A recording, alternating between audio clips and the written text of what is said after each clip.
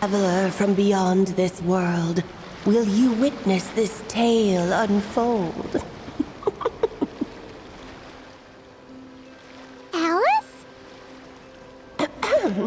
You recognized me just like that? Maybe I need to work on my impression. Anywho, come to Star Sand Shoal. There's a little something I'd like your help with. Well, it wouldn't be Clay's mom without a hefty dose of mystery, huh? Let's go see what this is about.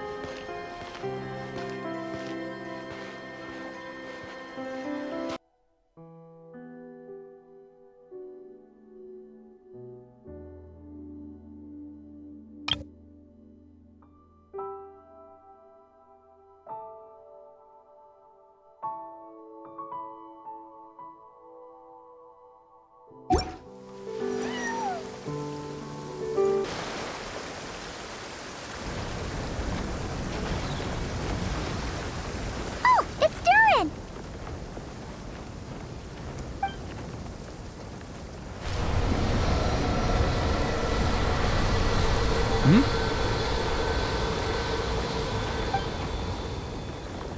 Traveler in Paimon? I'm sorry. I hope I didn't scare you.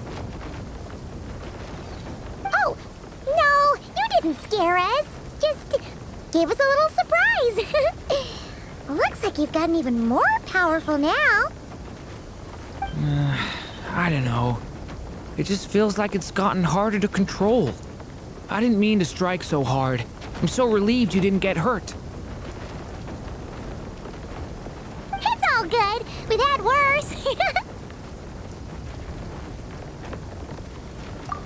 No, don't worry about that.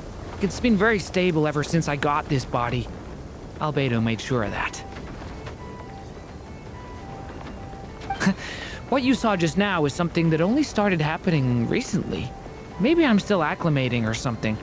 I'm sure it'll clear up over time. Anyway, what brings you here? Did you need something? Well, The day that the writer and the watcher crossed paths was the day that the magic known as storytelling was born. so, she asked us to come. Miss Alice? You too? I guess I really do need to work on my impression.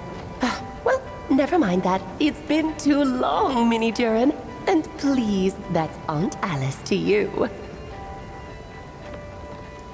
I have brought you and the Traveler together here for a very important purpose. It has to do with your mom. My mom?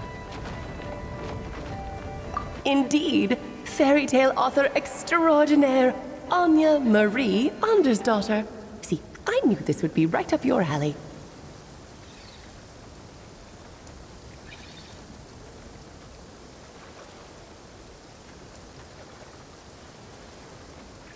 Now then, if you'll open the book, I will begin narrating.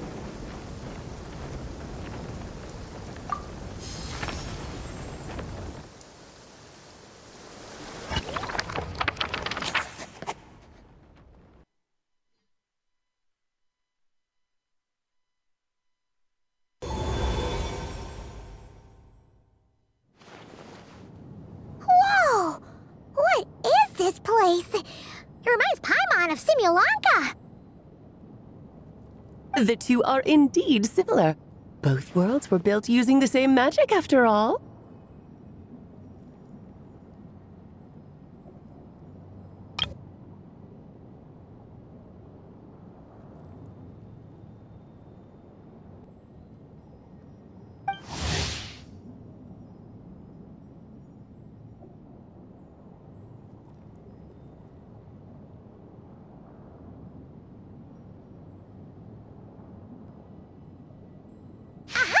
So it is Alice! Hello, Aunt Alice?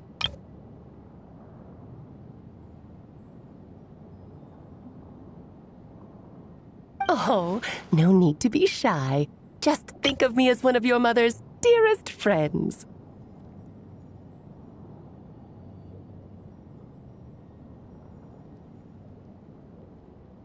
keep talking about stories and magic.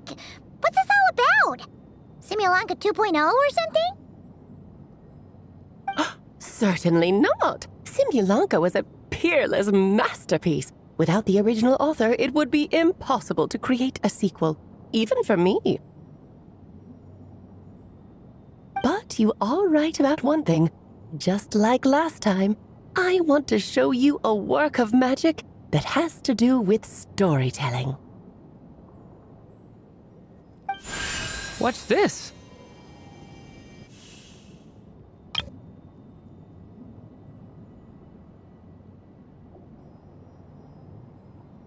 This is your mother's dying wish. My mother's dying wish was a book? Let me answer that with a question. What do you suppose would be a writer's greatest regret?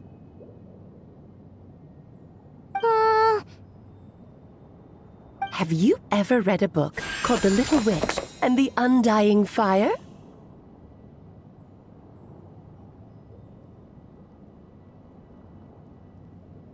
Oh, well, you're missing out. It's a wonderful book.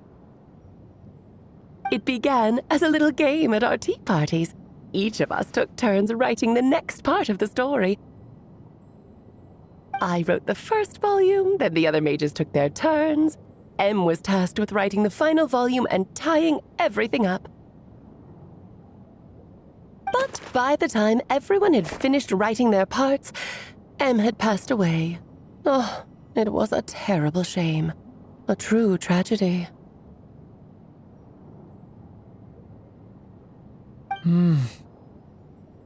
And that is the answer to my question. A writer's greatest regret is to leave a story unfinished. But all is not lost. I couldn't stand the doom and gloom of it all, so I went ahead and wrote an ending myself on her behalf.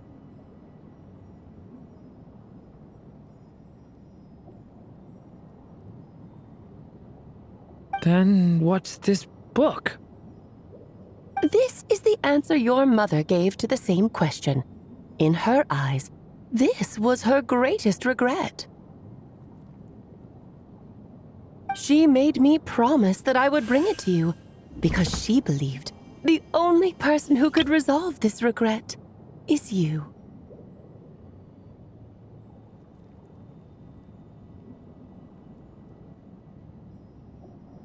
So my mother's greatest regret is another unfinished story?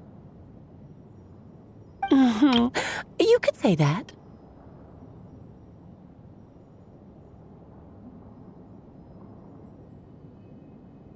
And I guess resolving the regret means finishing the story?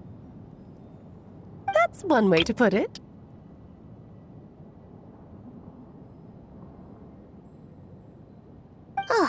Is a straight answer too much to ask for? Her answer was quite the opposite of what I'd expected. But oh, how touching it was.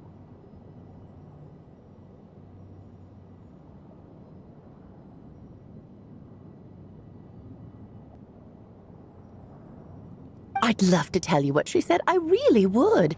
But that would spoil the plot, and we can't have that. Spoilers ruin everything. Oh.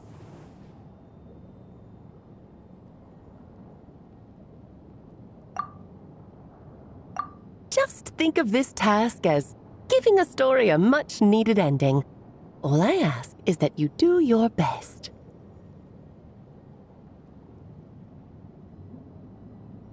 I understand. But I only just started learning human script, and I don't have any writing experience at all. Relax. Why else do you think your dear aunt went and found you two such wonderful helpers?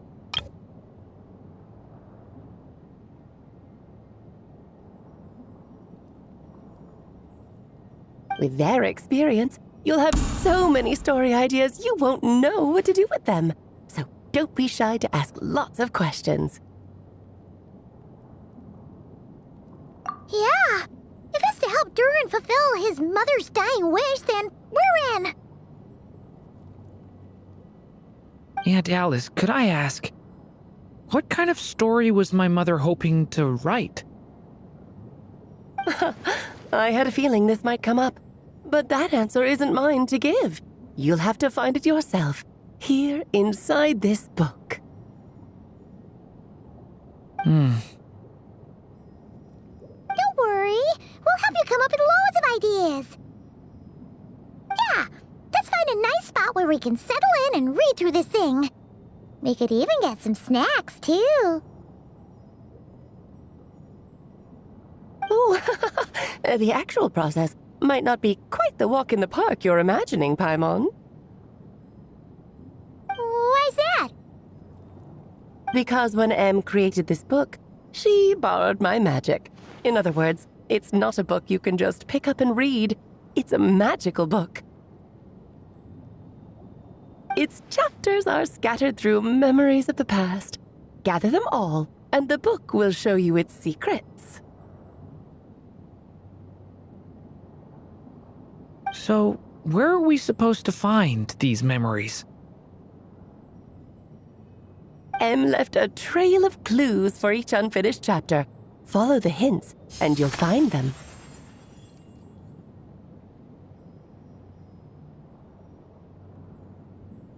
Oh, and when it comes to adding to the story yourselves, you'll need to use this.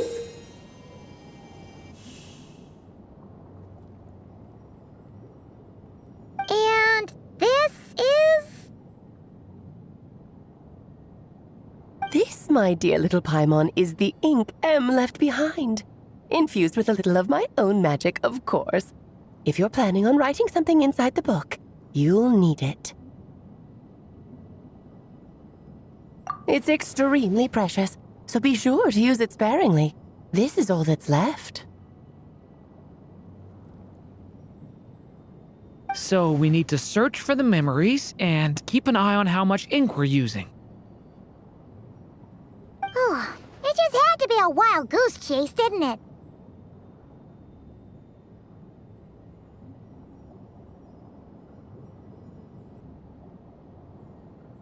Perhaps it's just another form of storytelling.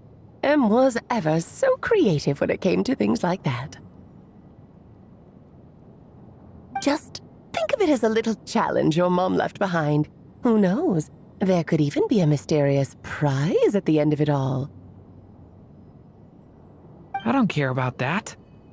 This was my mother's dying wish. Whatever it takes, I'll find a way. Yep. With the two of us by your side, you'll be just fine. Okie dokie. That should be pretty much all you need to know.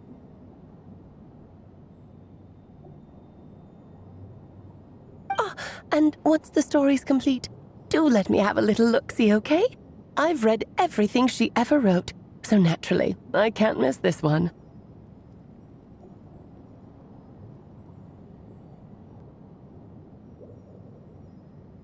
Yeah! Most of the time, you're pretty hard to pin down. Don't worry, I'll know when you're finished. Just wait for me to reach out. All right, off you go. I can't wait to hear how the story ends.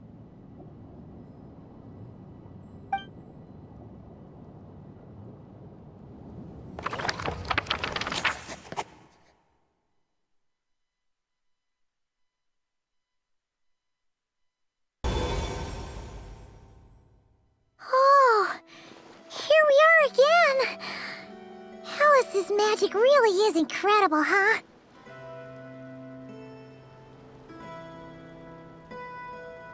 Right. Alice mentioned we should be on the lookout for clues. Huh?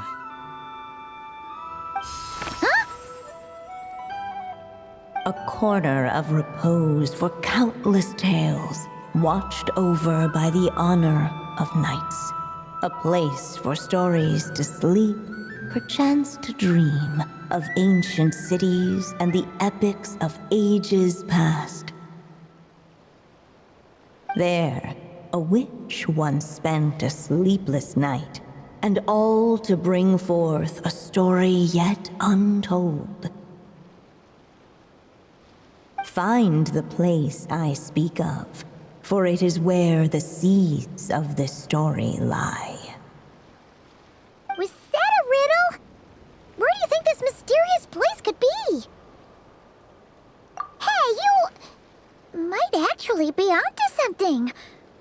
Guess that means we need to head back to Mondstadt? I had a feeling that's where we would be headed. After all, it's where my mother was from, and I bet it's where she wrote this story, too. Yeah, that makes sense. Still, I feel bad about dragging the two of you along on such a long journey. Don't worry about it. We don't really have much going on right now, so we're all yours. Come on, let's go!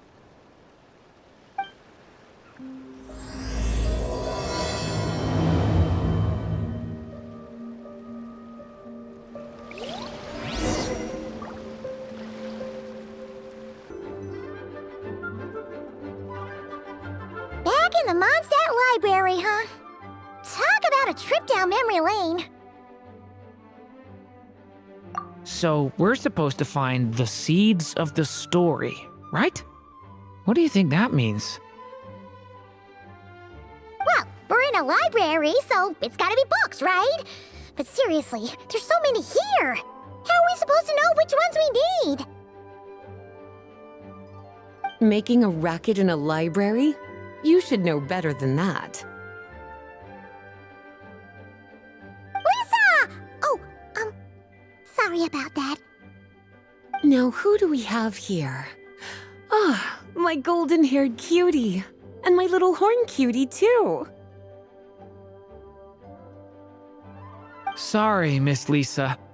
I know you taught me to be quiet in the library, but Paimon was just trying to help. Please don't be too hard on her. Well, it has been far too long since we saw each other, so I suppose I can let it slide just this once.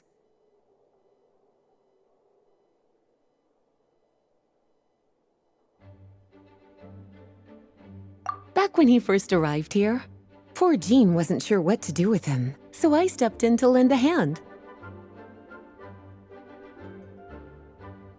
I figured, if I can handle a boy raised by wolves, then teaching one who's part dragon should be a walk in the park.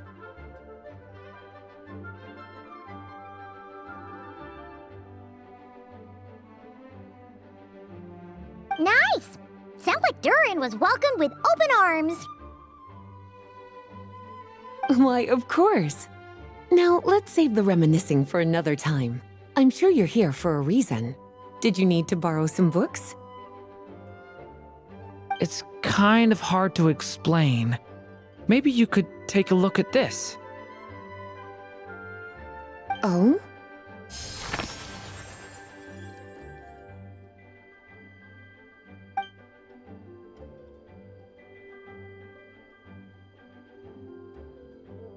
Ah, I see. These so-called seeds of the story must be the books that inspired its creation. That's just how it is with stories. They grow out of the tales that came before them.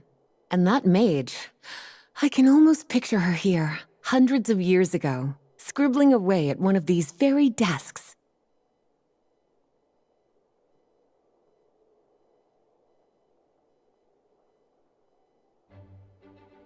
But we don't know anything about this story.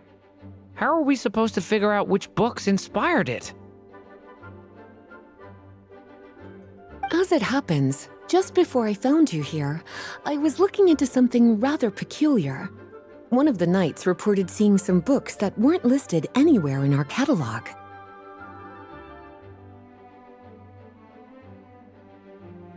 Stranger still, just as he went to reach out for them, the books vanished into thin air.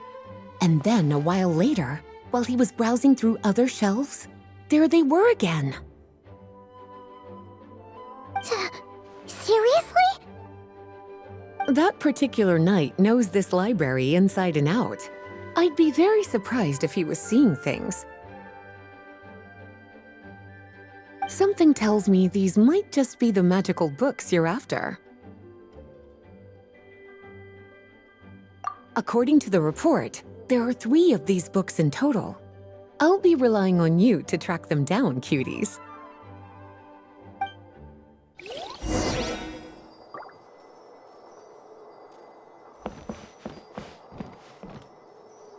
Oh, wait! Did Klee write this one? Should this even be here? We better show it to Lisa.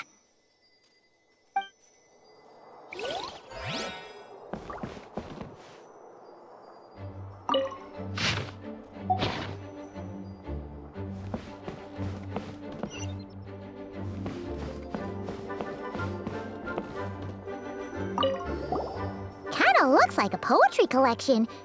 But why is part of the title missing? Let's see what Lisa makes of it.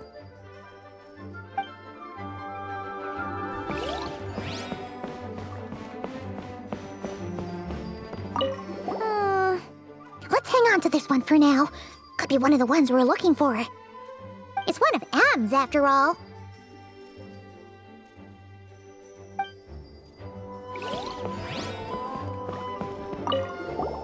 Second strongest spell in existence. Do not show Klee. Wait, there's actually a book like that right here in the Mondstadt library? Huh.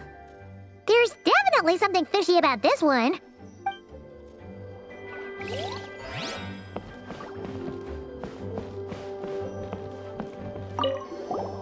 An experiment log. Looks like part of the title's been erased. There's something seriously suspicious about this book.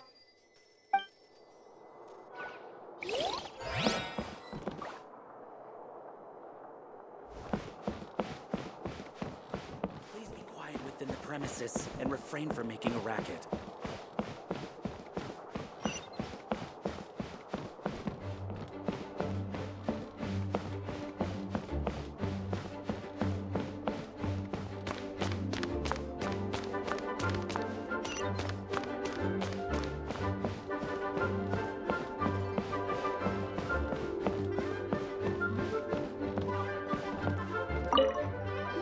Well, did you manage to find them?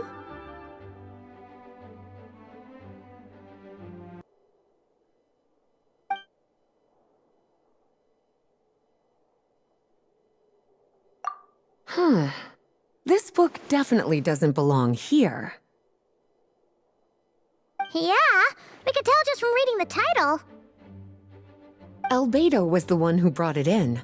He suggested I place it on the restricted list and keep it sealed away.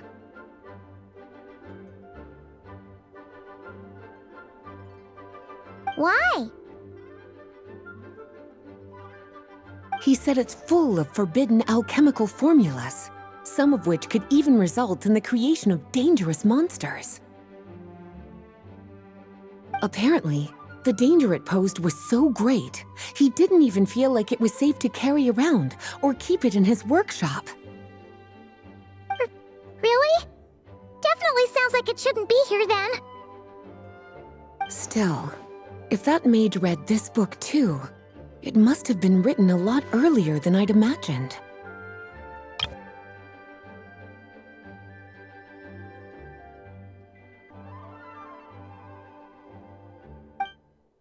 Well, did you manage to find them?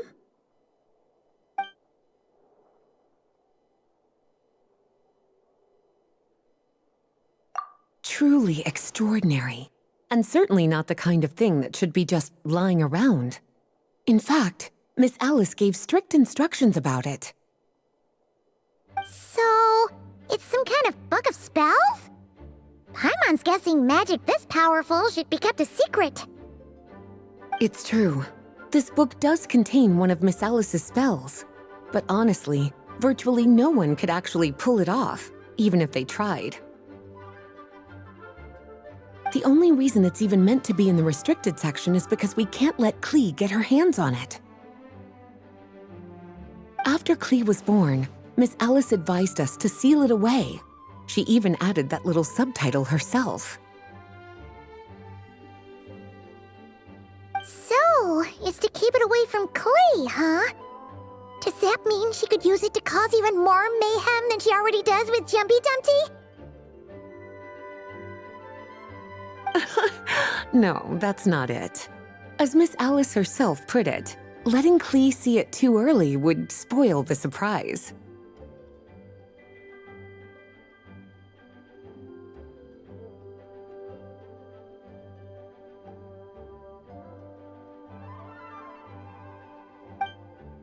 Well, did you manage to find them?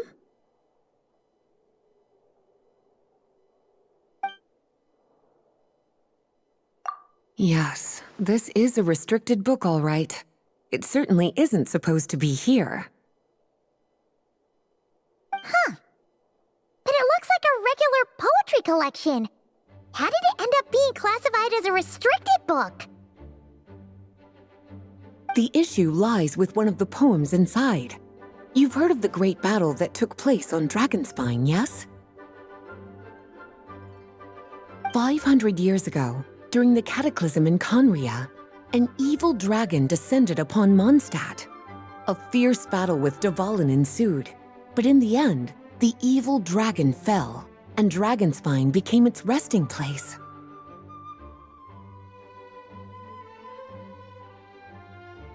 You're talking about Durin. The Durin of Dragonspine. Well, the poem in question turns the whole battle into a dance, with the evil dragon recast as an innocent child who came here in search of friends. But given all the suffering experienced at the claws of that dragon, how could the people of Mondstadt accept such a retelling? Bards are often accused of inventing history or distorting the truth in their ballads, but this one hit a bit too close to home. And since the knights back then were unable to track down the author, they decided to ban the entire collection, blot out the title, and seal it away for good. So the version in the poem, it was all a lie? I'm afraid that question is something only the dragon himself could answer.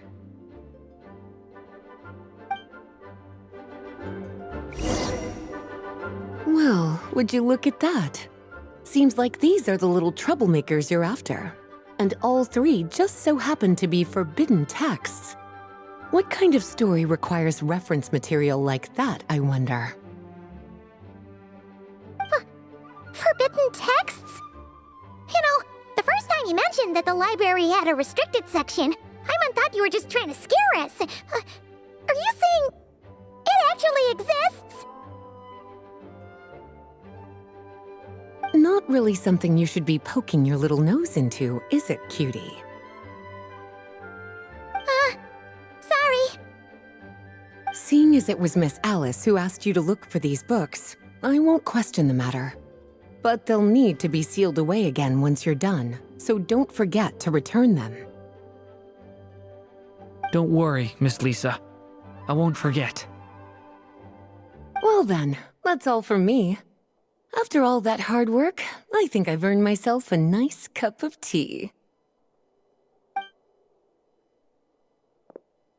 All right, we've gathered all the reference books. What's next?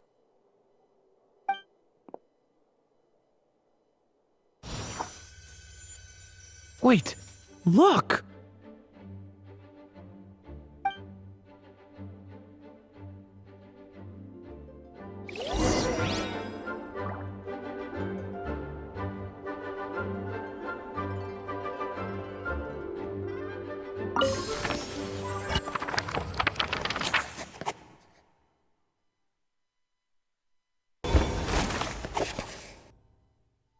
Long, long ago, an evil dragon descended upon the human world, bringing terrible calamity in its wake. Bravely did the people resist, until at last, the dragon lay slain. Later, a witch with a love for stories came upon the tale of the evil dragon, and for reasons she could not explain, felt a pang of sorrow on its behalf. For she knew, despite its body being born of wicked alchemy, all along, the dragon's soul was that of an innocent child. Right up to the moment of its death, it had no choice in becoming a vessel of calamity, nor could it fathom the cruel fate that lay before it. Though the witch had a love of stories, she was not pleased with how this one ended. No, that won't do, she thought. I'll write you a better ending instead. And so she set off to do just that, borrowing a little magic from her friend. With it, she wove a dragon's egg, resolving to rear a dragon child of her own. Yet long in thought she lingered, wondering what kind of world her little dragon ought to behold upon waking.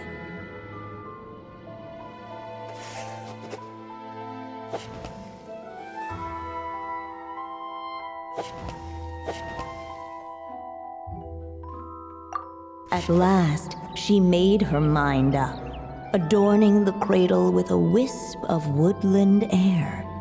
Then, she quietly waited for the egg to hatch.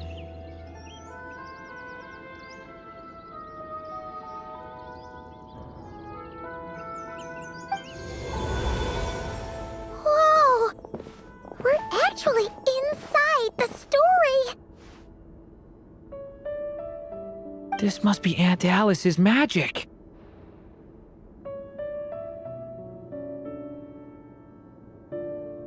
Yeah. A story about me? Why don't we just see where the story takes us? All we know is the beginning at this point.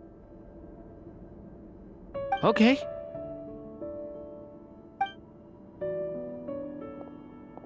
And now a golden-haired traveler, a silvery sprite, and a dragon-born youth step onto the stage. What new chapter will their arrival bring? Whoa! That came out of nowhere! Was that the same voice we heard just now? Yeah. But why does it sound so familiar? I've missed this. It's just like the stories my mother used to tell me. You mean... Em? She used to tell you stories? Yeah, she loved it. Back when she was still alive. Sorry, we should focus on what we're here to do. So, now that we're in the story, what's next? The dragon youth wondered aloud. Yet all he could do was wait for the story to unfold.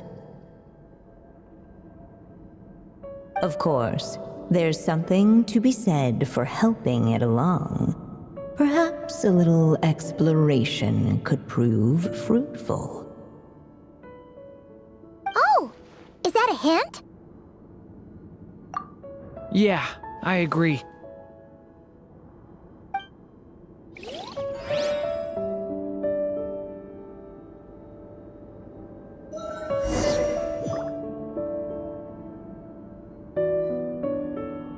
For a moment, the story crashers fell silent. Perhaps waiting around wasn't such a bad idea after all. Yet those who never stray beyond the main plot often miss the fun little details along the way.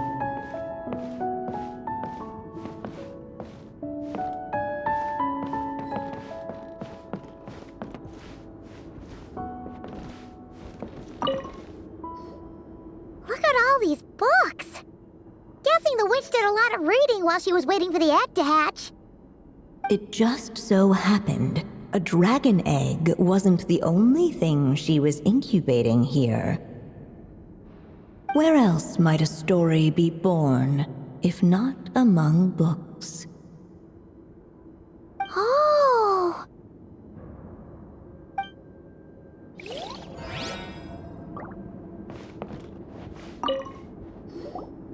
This Dodoko doll is meant to be the witch in the story, right? Wait a second. All the people we've seen that look like that turned out to be mages from the Hexen Circle. Do you think the witch in this story is one of them too? My mother had a hat just like this. Then, the witch must be M! Looks like this story really is about Durin, huh? Whether the sprite spoke true or not, it had little bearing on the story at hand. For in that moment, what mattered most was not that she was a witch, but a mother waiting for her child to hatch. Let's keep looking.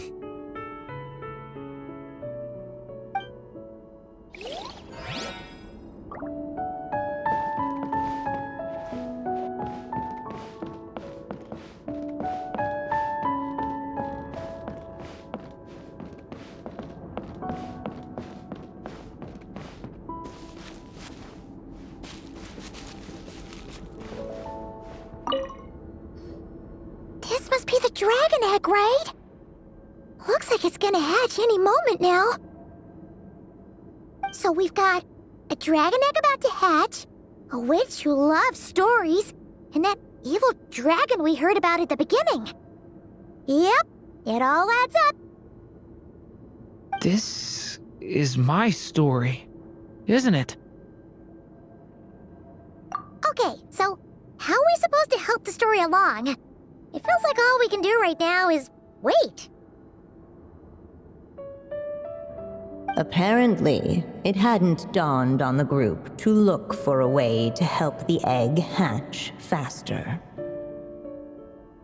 Oh, right! We're at the point in the story where we're waiting for the baby dragon to hatch, so that has to happen before the story can continue. With the flames at his command, perhaps the dragon youth might be able to provide the egg with sufficient warmth. What? You want us to roast the dragon egg? The silvery sprite's surprise betrayed her lack of reading, for in countless tales it is told that only by fire's embrace will a dragon's egg hatch swiftly. Huh, you kinda have a point there. Okay, I'll see what I can do.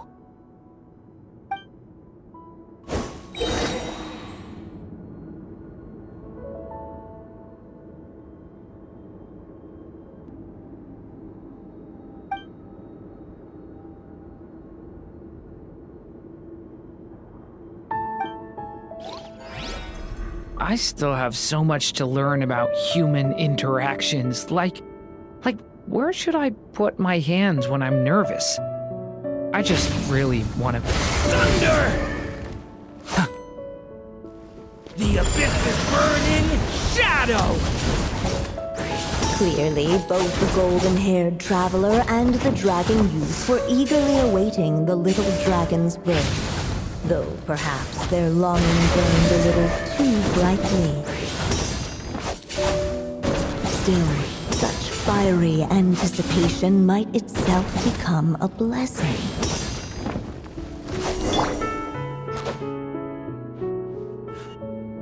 At last, under the witch's expectant gaze, the little dragon broke free from its shell. No living being has ever decided the moment of its birth. You were no exception, my child. I brought you into being because I willed it so, just like the witch who created that evil dragon. But I promise you this, your birth was wanted You are loved, and you will have a different fate than the dragon that came before you. You've never told me those things before, but for some reason, I always knew. Thank you for bringing me into this world.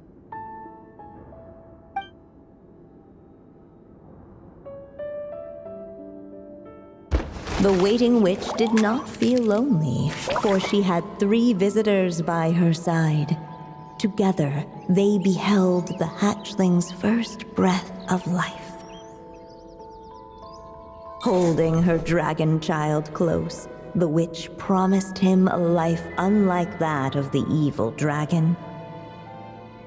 And so, nestled in his mother's warm embrace, did the little dragon's story begin.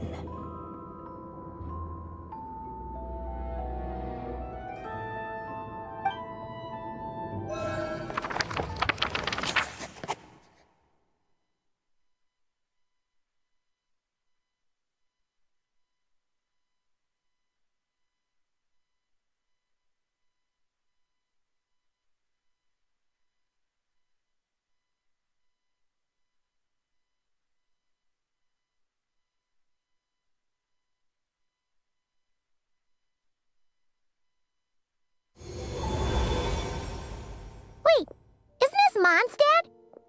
Looks like we're back in the real world. Looks like there's more written on the page now and less ink left than before. So, does that mean we've completed this chapter? Yeah, but why does M seem to think that the story isn't finished yet? Durin broke free from the curse, came into this world with a new body, and even made a bunch of new friends. That already sounds like a happy ending to Paimon. True. Everything's always so mysterious with these mages. Guess all we can do is wait for more clues. Huh.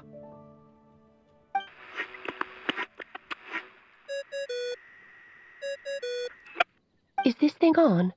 All right, that should do it. Hey! That's Alice's voice! Hello there, children. If you're hearing this, you've stumbled upon the little recording I left for you. I thought you could use a few hints about how the book works. By now, I'm guessing you've already begun to leave your mark on the story. You should know, however, that the book needs time to absorb the ink, so the next chapter's clues won't show up right away. Wait, so even magic ink needs time to dry? The good news is, you can return to any chapter you've already completed and continue to explore the mystical, magical storybook world you helped create. Have fun, dearies. Toodles! Oh, man! Paimon was so ready to knock this out in one go! Maybe it's for the best. Sooner or later, we'll end up being whisked off to another world again, and if that happens, who knows when we'll be able to come back. So it might be good to take a break while we can. A break. Yeah! Paimon has a sudden craving for the good hunter's sticky honey roast. And we happen to be in Mondstadt, so... So let's meet up here later. I need to find Miss Lisa to return those books anyway.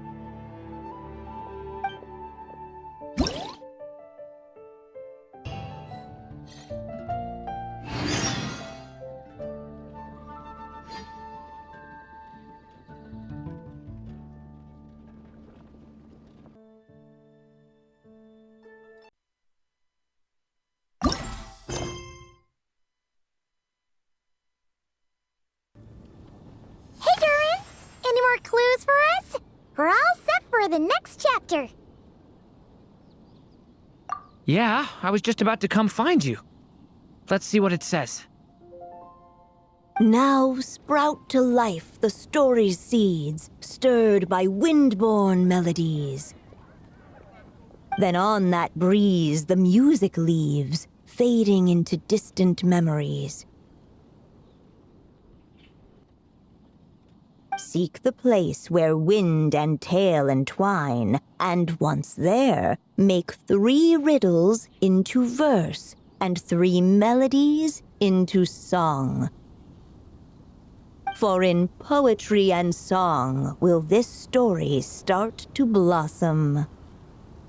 Come on! Another riddle? All that talk about wind and melodies? What do you think the answer could be? Oh! Care to elaborate? Wind? Music? Poetry? Tone-deaf bards gotta know the answer. You mean Lord Barbados? Albedo introduced us when I first arrived in Mondstadt. I mean, someone like me was bound to catch his eye sooner or later. It's better that it's out in the open anyway. Now, how should we track him down?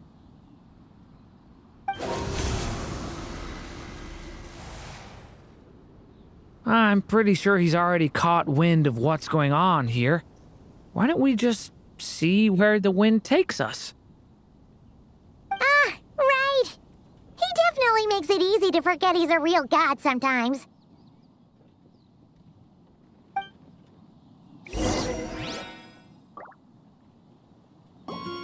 Traveler, Paimon! What a sight for sore eyes!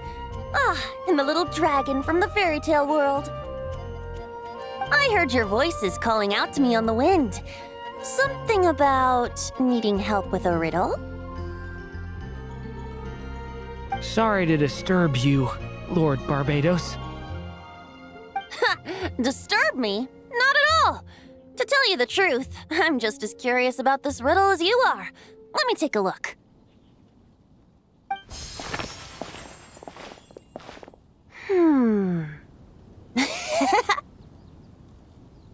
What is it? Did you figure out the answer? 3 riddles and 3 melodies. That sure takes me back. The answer you seek lies hidden in memory. Looks like running to Tone-Deaf Bard was the right call after all. Long ago, those mages came to Mondstadt, seeking to test their strength against mine. But I replied, let us make music, not war, and resolve our conflicts through song. So I strummed my lyre and sang them this verse.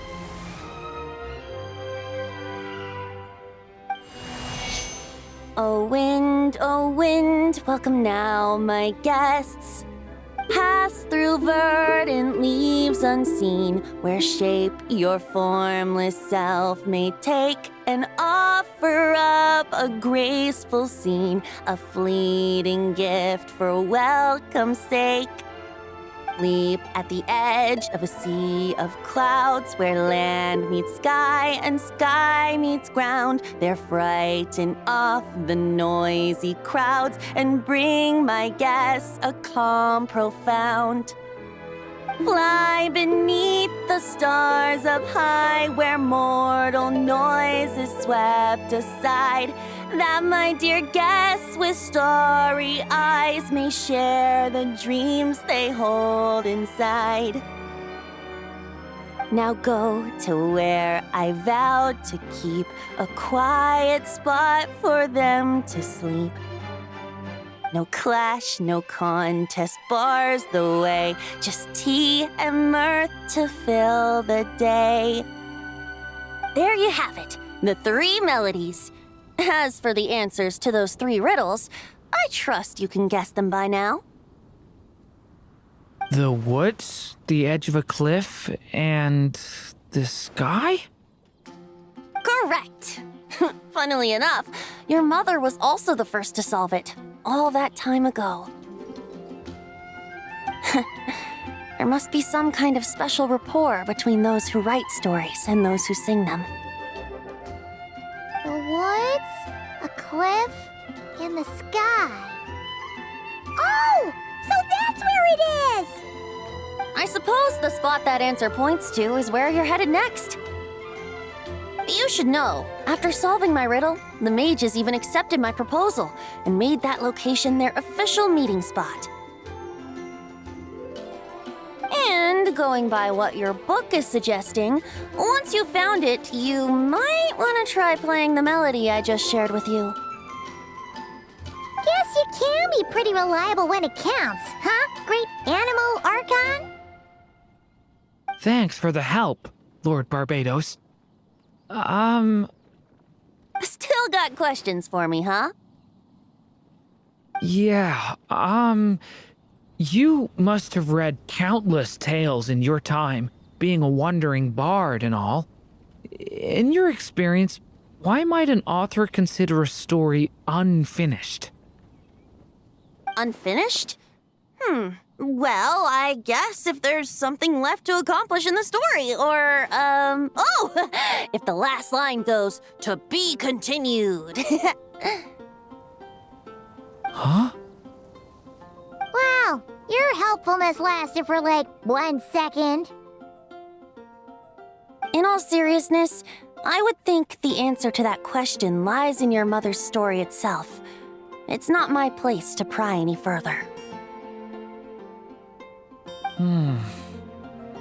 All right then, we should get going.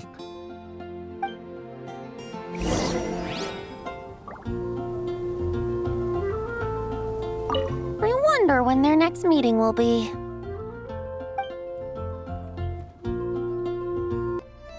Okay, we're here! Now, we just need to play the 3 melodies, and we should be able to gather the memories for the next chapter, right?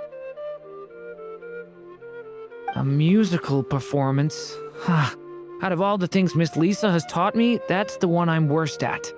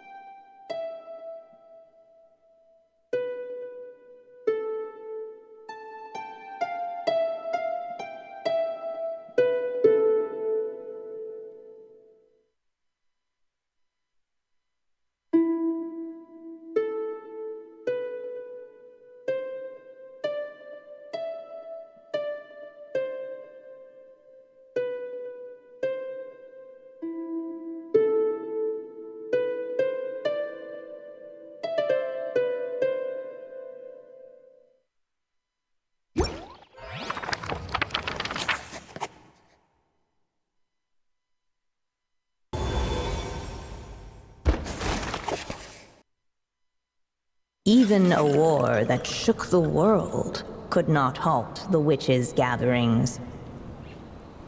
Yet even so, with the passing of time, 3 of their teacups no longer came to be set. The witches did not linger long in sorrow, for the story witch had brought glad tidings of her own. Born was her dragon child, safe and sound. Her fellow witches offered up their blessings, eagerly debating how to celebrate the child's birth.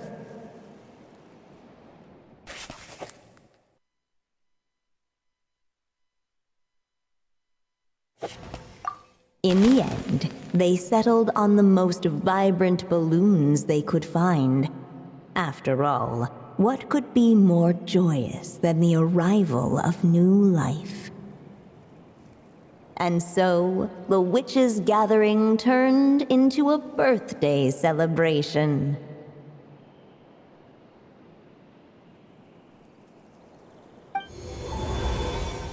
So, we're back in the story world, huh?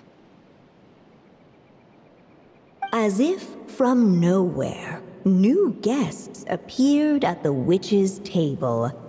Perhaps they too had come to celebrate the dragon child's birthday.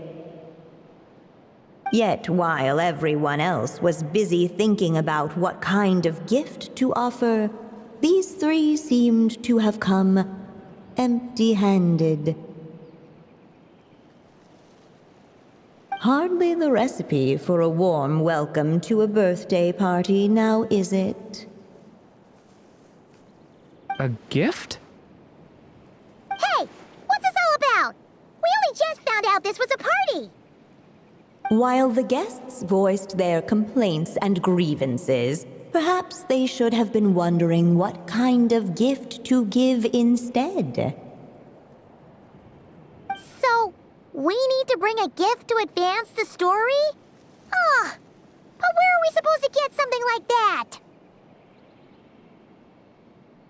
Perhaps it would be a good idea to have a look around. Why didn't you just say so?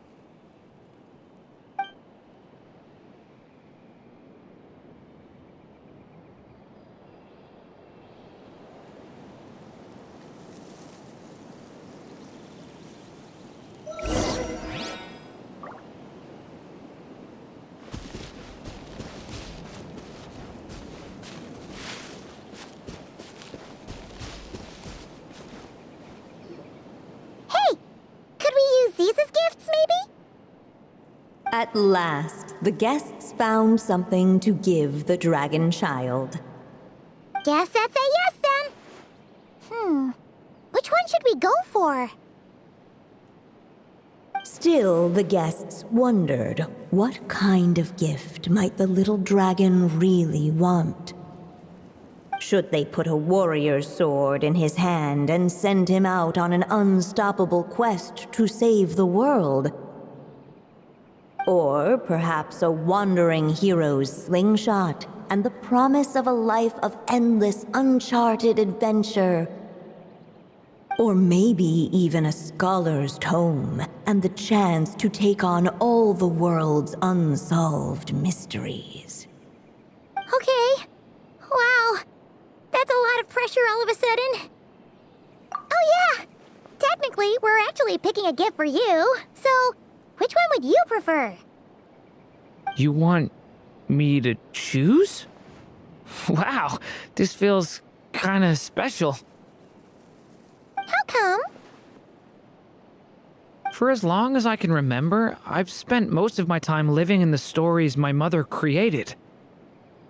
I always thought my mother had everything written out for me already, just like the toy figures in Constellation Metropole. What I wanted to do with my own future. Huh.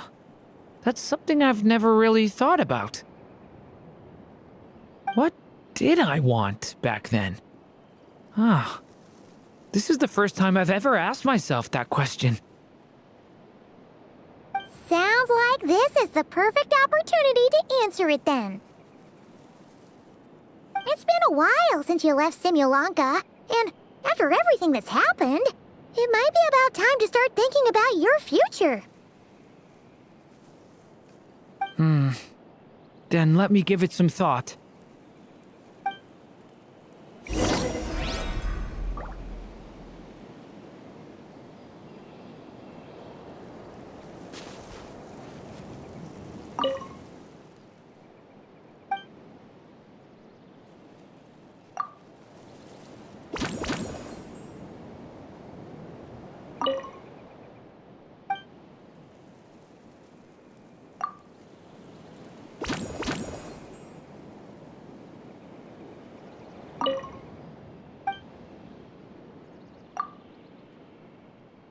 In the end, the guests settled on the warrior's sword. So, your dream is to become a warrior? I just really want to be able to keep people safe. If my time in Nodcry taught me anything, it's that a lot of problems in this world can only be settled by strength of arms. As long as I can help people, that's enough for me. Really? But I don't think it's enough.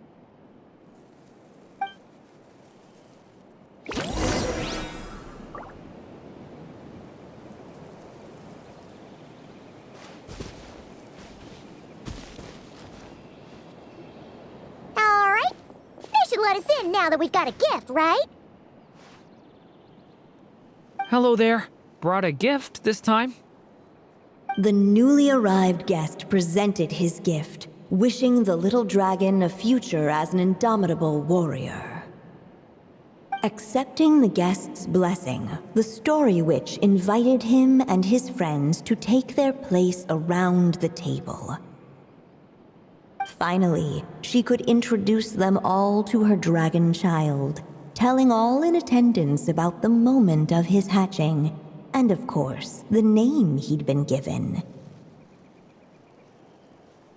It was then that the Seer Witch, diviner of the stars, withdrew her gaze from the heavens and turned a sorrowful glance upon the little dragon. You gave him the same name as that evil dragon? That's right. But the life I intend for him shall be very different. What folly to love so blindly. For as you must know, a name is the mirror of destiny itself.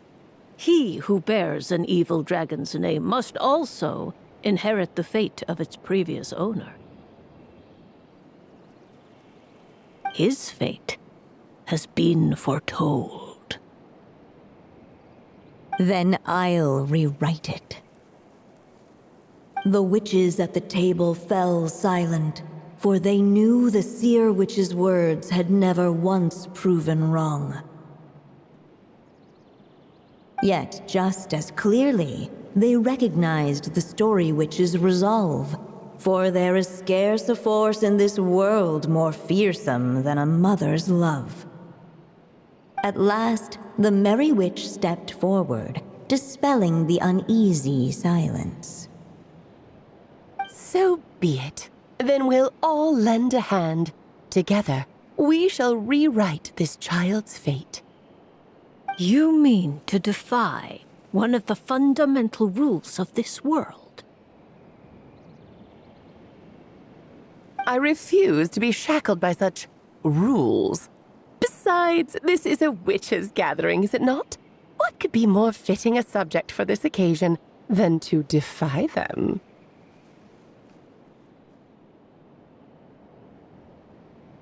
Oh? Sounds like an interesting experiment. I suppose, were we to succeed in this endeavor, we might bring a touch of wonder to this otherwise dreary sky of stars. The Merry Witch finally talked them all round, just like she had done many times before.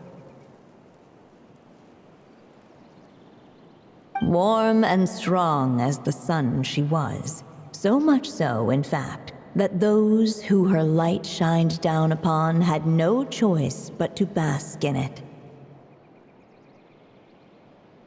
And so the witches readied their gifts, 3 marvels of the cosmos.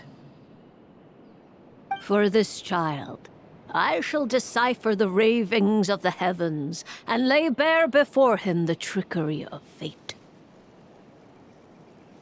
For this child, I shall leave a formula powerful enough to unravel the very origins of this world, that he may seek another solution for the conundrum of his life.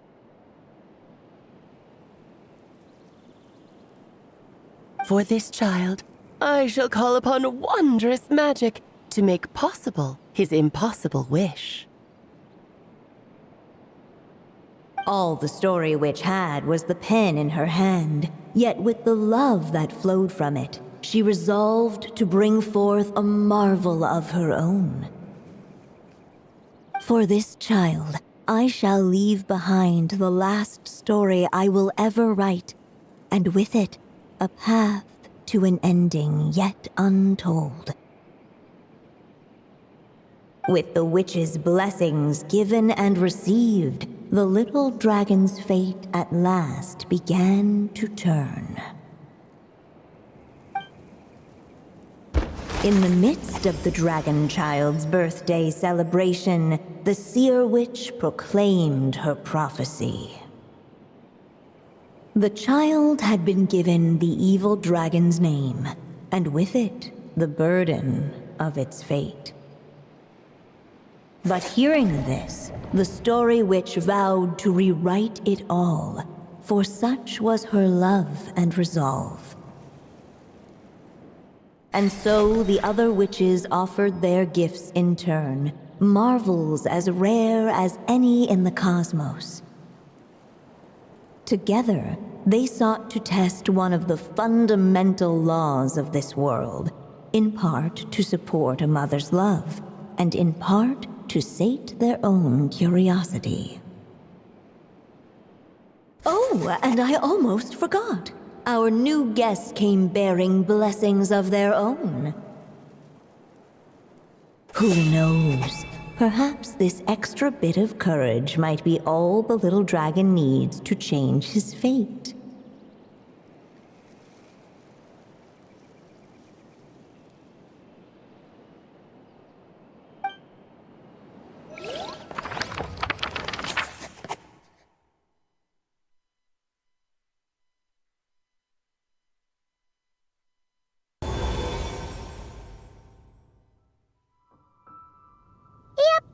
Looks like we've completed this chapter, too. Those witches in the story were the mages of the Hexen Circle, right? They sure seem to care a lot about you, Durin. But, Paimon kinda had trouble following their conversation. Just a bunch— The evil dragon's fate. Oh, is that what you're worried about? But didn't we already take care of that?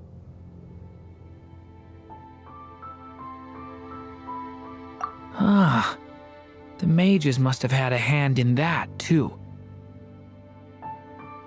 Also, I was just thinking, which part of the story are we even meant to be completing? Oh, it feels less like we're filling in the gaps and more like we're adding something new altogether. But we use the ink, right? And the book hasn't given us any more clues, so that must mean our task is complete. At least for now. Yeah, I guess we're doing something right. Maybe I'm overthinking things. It's just, this is my mother's final wish, so I don't want to mess it up. Anyway, thanks for all your help. I'll let you know as soon as the book reveals a hint about the next chapter. Okay then. See you in the next chapter.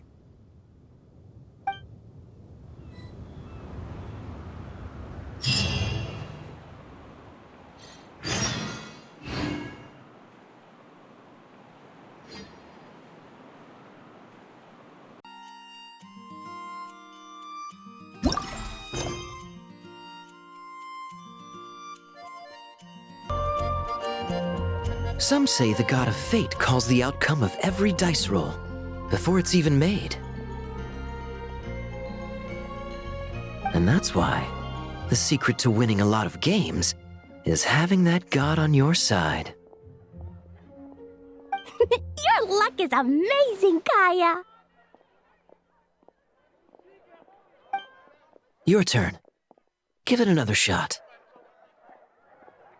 Fear not, O Crimson Dragonborn, for I, the Princess of Ertelong, have bestowed upon you the benediction of the midnight hour, and with it you shall surely smite this usurper.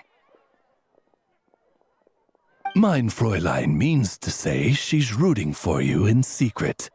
Oh, and that you must, at all cost, defeat the one who snatched her limited edition card back.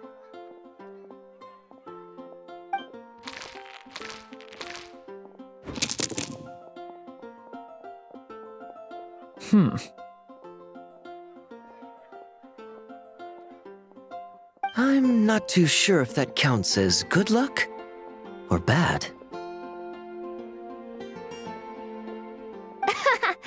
Tis not but the perfidious machinations of fate.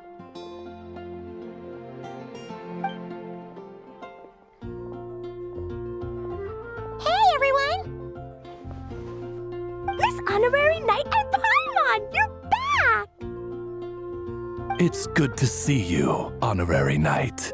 Mein Fräulein is quite invested in the outcome of this match, so please allow me to extend greetings on her behalf. Of course. But if you're out playing cards, how come you're not over at the Cat's Tail? There's something about our horned friend over there that seems to frighten off little animals. Could be because he used to be a dragon. Normally, the animals just steer clear of him, but in the close confines of the Cat's Tail. Let's just say, the feline residents probably consider it their turf. And we all know how dangerous a cornered cat can be.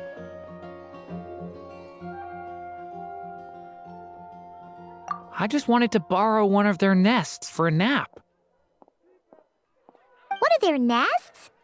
Wait, you mean a cat sofa? Yeah, it's more comfortable for me. I can stretch out just the way I like. But it turns out the Black Cat and his minions are quite territorial. Luckily, Miss Diona helped smooth things over, and they finally agreed to let me use one. But, I only get to use it after dark. Oh, Diona stepped in! You know, underneath it all, she really does like helping people. The more likely reason is because Durin won't touch a drop of alcohol. As far as Diona's concerned, that pretty much makes them two peas in a pod. It's a shame, really, considering everything Mondstadt has to offer in that regard.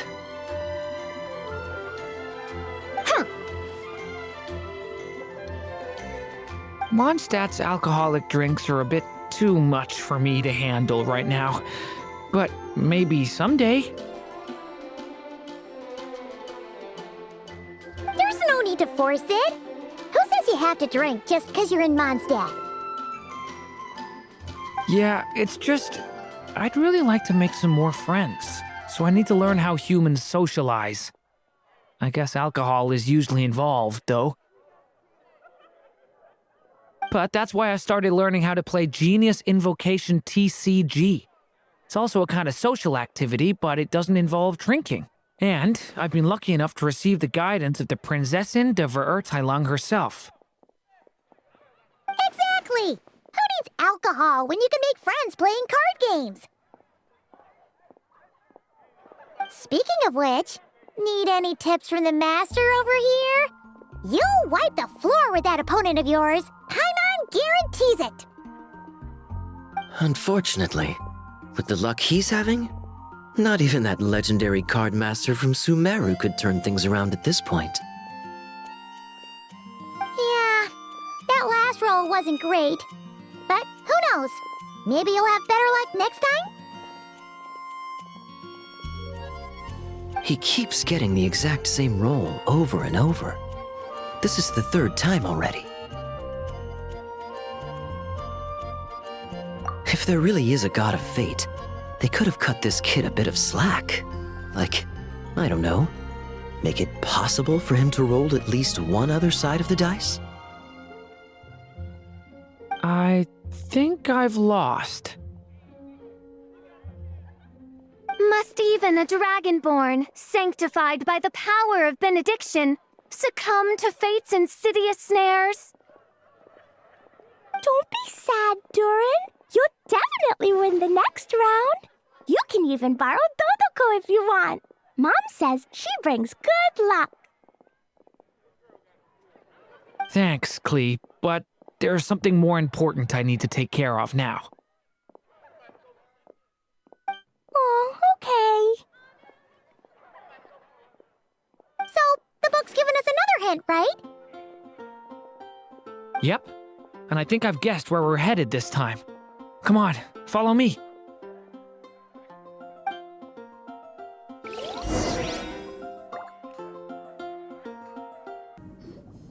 In what sort of castle might a storybook dragon dwell? The witch turned to a mighty dragon borne upon the wind to seek her answer. From afar, she beheld a solitary castle, standing lonely beneath its wings, and wrote it into words. Its walls kept out the wind and rain, yet also cast a solemn shadow. Enveloped by their shade, the story's boughs were lulled into a torpid slumber and reached no further skyward. So that's the clue. I think we're meant to find a place where dragons live, and this time, in the real world. I asked around, and it just so happens that there's a place like that in Mondstadt. Yep, that checks out. I've heard that the dragon here is called Dvalin, and that he's a magnificent creature. I hope I get the chance to meet him. Wait a second. Do you think having the two of them meet is the best idea? You know, considering everything that happened in the past?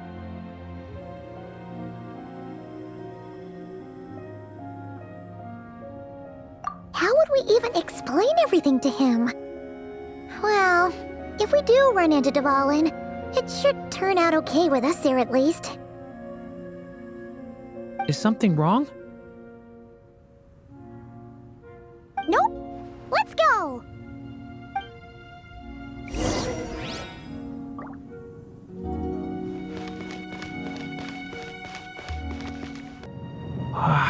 So, this is where Dvalin lives? Yeah, right into the middle of a raging storm. If you're afraid of getting blown away, Paimon, you can always hang onto my sleeve. This isn't Paimon's first rodeo. Come on, let's get going!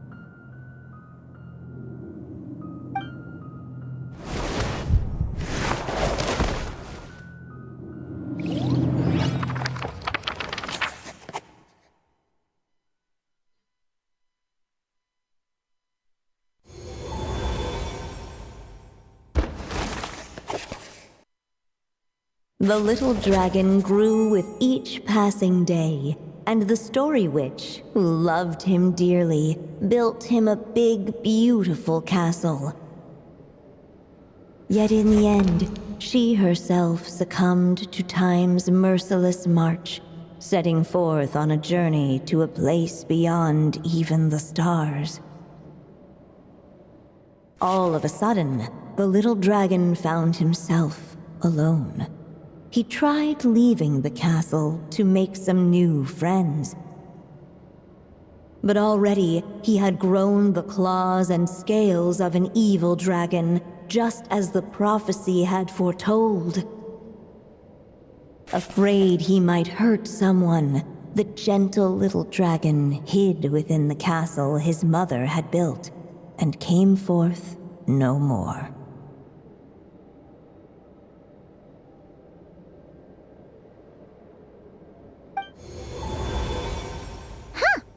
We're back in the story world. And from the sounds of it, this chapter must be about Simulanka, right? Yeah, like the fairy from the Forest of Blessings, the king of Constellation Metropole, that cat lady who turns into a box. Ah, yep. That will be Nilu, Navia, and Kirara. Oh, and there's Hat Guy, too. Only lately, whenever I see Hat Guy, I get this strange feeling.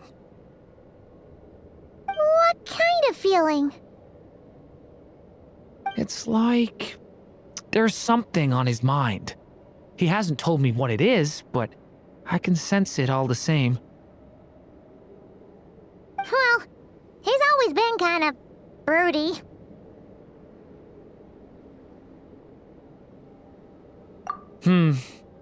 I guess I should focus on fulfilling my mother's final wish for now, though.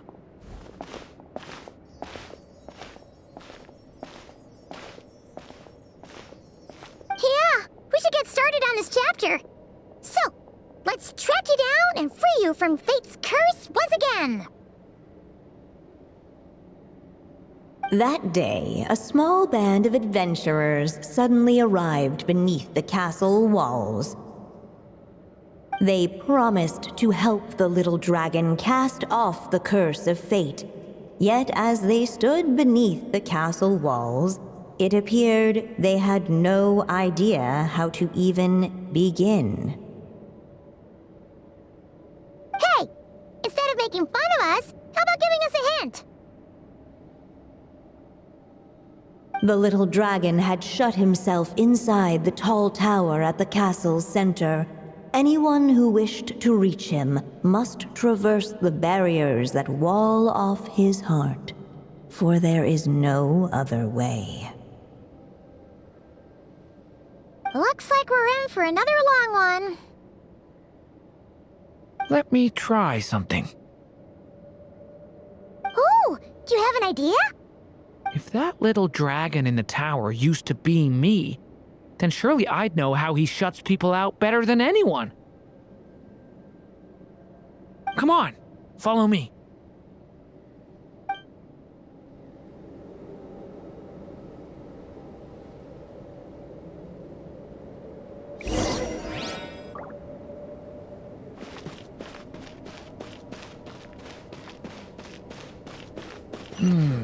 That telescope. I've seen magical tools like that before. It should come in.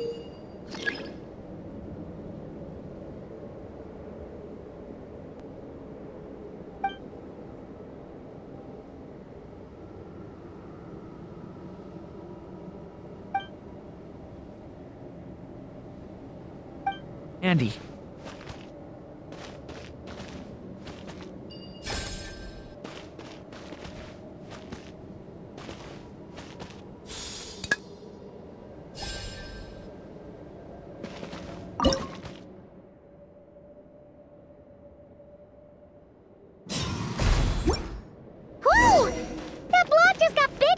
We can get past the obstacles ahead by using these blocks to jump upwards.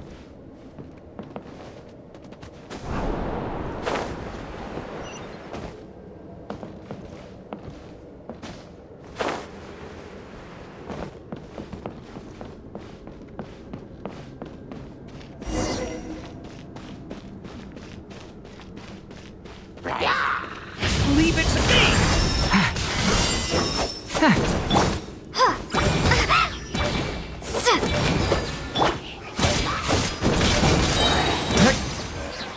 The story has only just begun!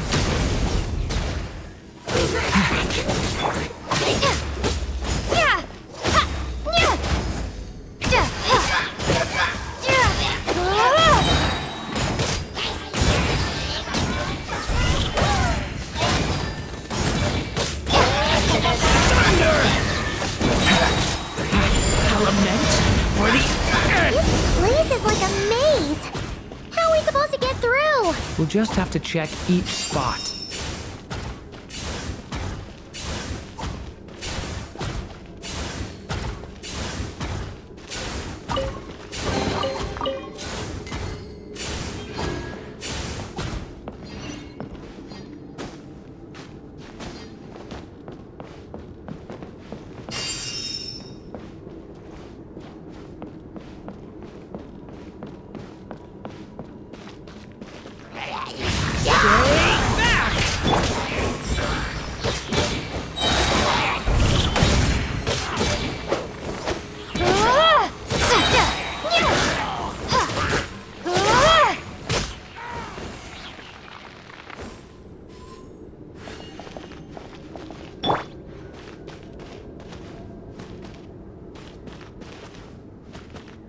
We should be able to use this block somewhere.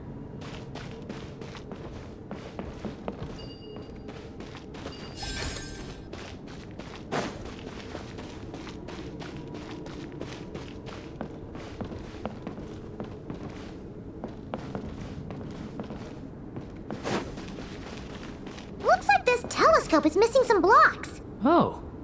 Let's try the one we just picked up.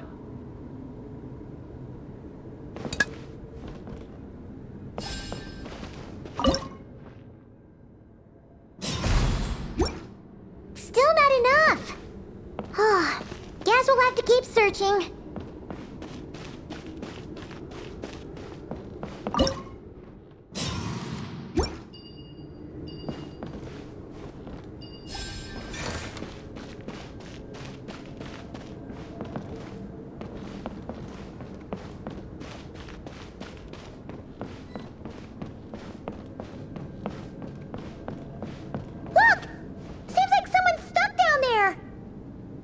Should they continue towards the tower, or plunge into the shadows to rescue those in need? A difficult dilemma indeed. The path to the tower is up ahead. We better stick with Durin. It's so dark here. Hey, there's a fire over there. Let's go check it out. Wait, is that? A little pixie that can fly. Are you here to help the dragon break his curse too? Oh, what's this? More brave adventurers bold enough to set foot in this castle? Come, join the ranks of your liege's guard. Nilu and Navia! Nilu? No. I'm a flying squirrel fairy. And I'm a giraffe king. Not this Navia you speak of. That's right. Oh, and don't forget Catbox Lady. Are you friend or foe? Friend! Definitely friend, Miss, Catbox Lady? Yeah, Similanka is a big part of Durin's story, so guess it's no surprise the people we were with there would make an appearance. Okay, I think I get it now. Flying Squirrel Fairy, Giraffe King, Catbox Lady, please follow me. The shadows cast from the high walls of the tower were manifestations of the dragon's loneliness, barring the path of any visitor who wished to be his friend. The group of brave creatures sought to aid the little dragon in lifting his curse, yet without light to lead the way. The group was trapped, waiting on a miracle.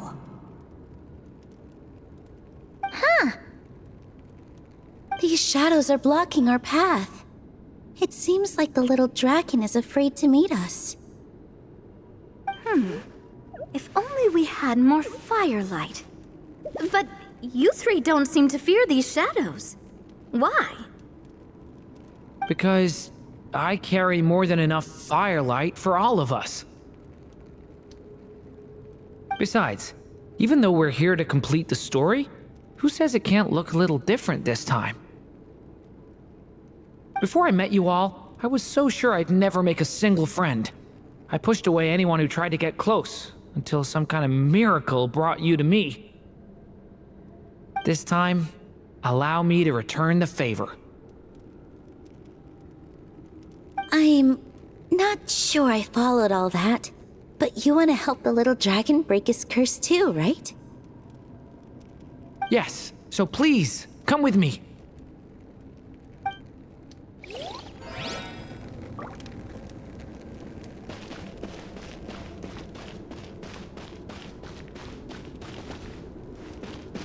Huh?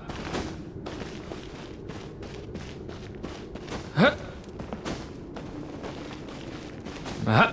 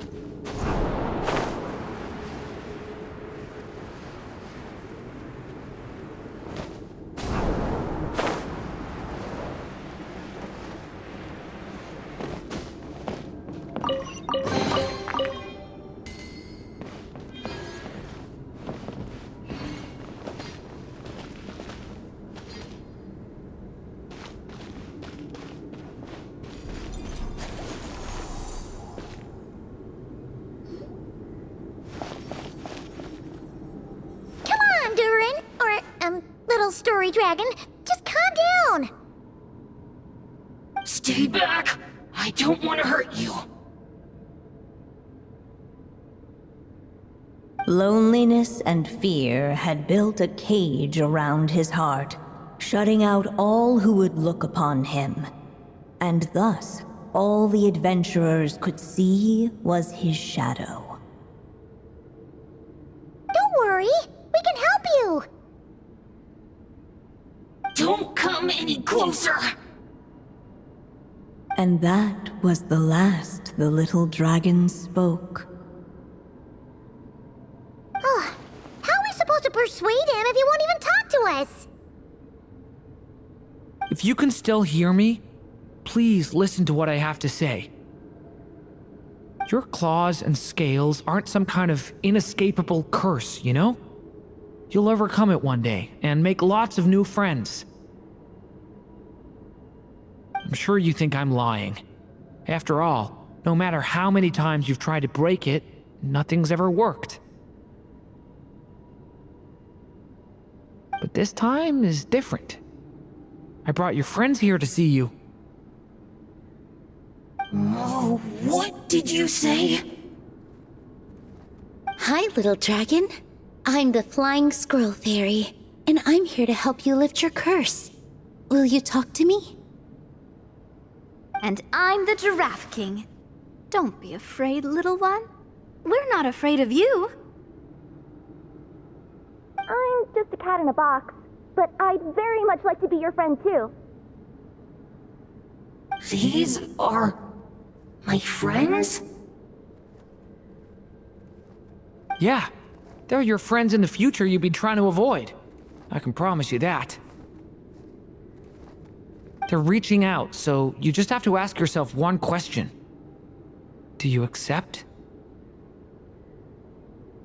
After a long silence, heavy footsteps echoed from the tower's shadows, but still, the one who made them refused to step forward. Though the cage to his heart had been unlocked, the little dragon remained ashamed of his claws and scales. How can I face my friends like this? Don't worry, little dragon. We're gonna offer up our blessings and make a wish to the goddess of fate to release you from your curse. Yeah, just like last time. Make a wish? To the goddess of fate? At that moment, the merry witch made her entrance. Hello, little one. Don't be afraid. With the blessings of your friends, your wish shall be granted. Alice? Wait, you're the merry witch from the story? Correct. It is I, the Merry Witch, creator goddess of this realm. And it just so happens the goddess of fate is none other than my dear friend, the Story Witch. I'm here to make good on my promise to lend her my second strongest spell. With this spell, she'll have the power to create an entire world. So naturally, granting your wish won't be a problem. Provided, of course, you receive your friend's blessings. But before we proceed, I must check something on her behalf. Little dragon, do you accept this blessing? I want to be your friend. So if you're offering, then yes, I would love to have your blessings. Were it not for the adventurer's blessings, this tale might have ended long ago. Thanks to them, another ending was now possible. Yet in that moment, they did not know if this blessing was truly a gift or just another trial in disguise. What? You didn't say a word bored when we actually needed a clue, but now at a critical moment like this, you turn up and start playing mind games?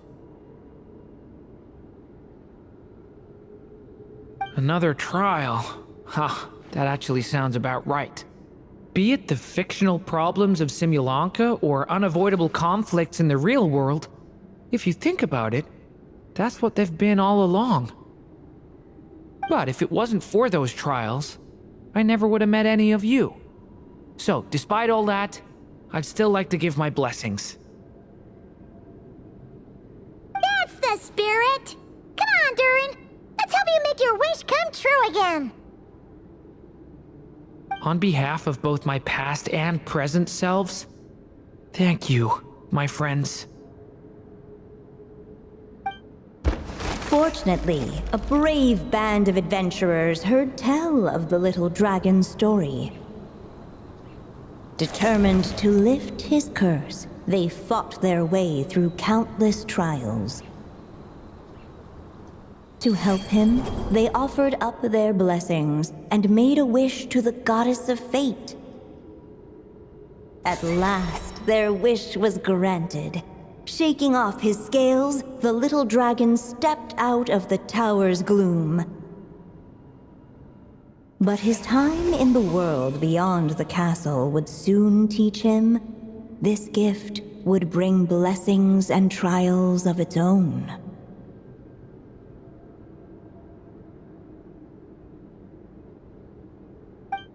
And as far as the little dragon was concerned, the tricks of fate had just begun.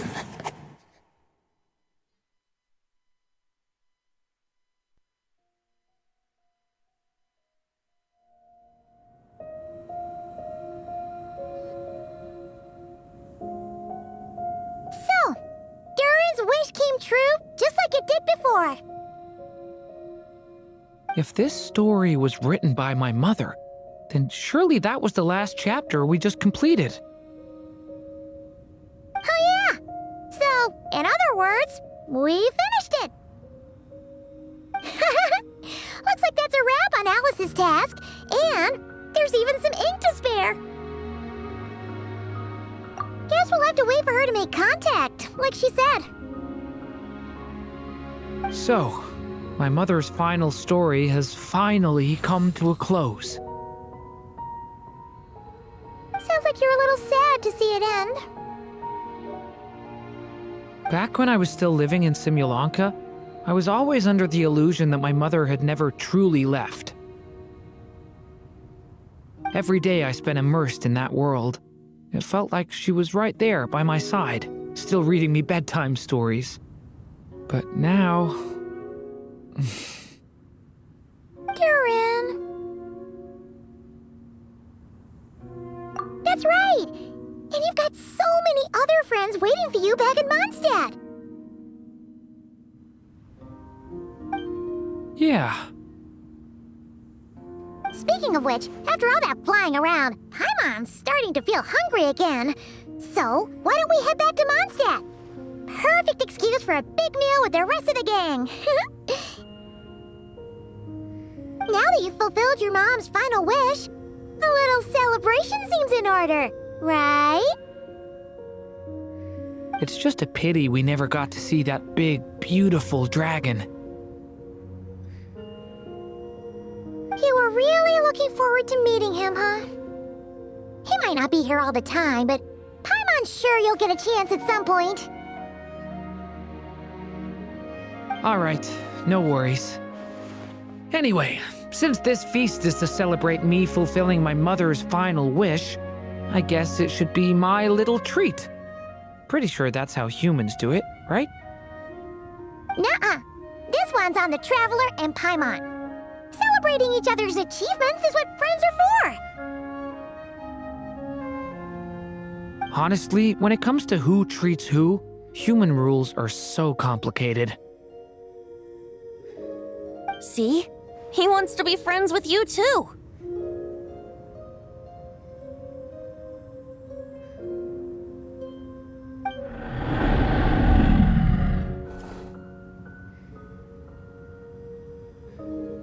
But the moment hasn't come. At least not yet.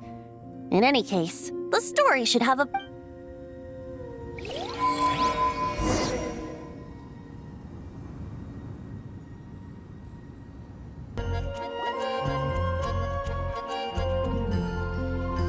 Whew. Feels like we were gone for ages. Hopefully, everyone's still here. So, your adventure was a success, huh? Want to grab a drink to celebrate?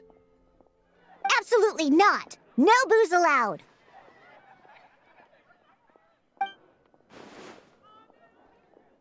This honorary knight, Durin!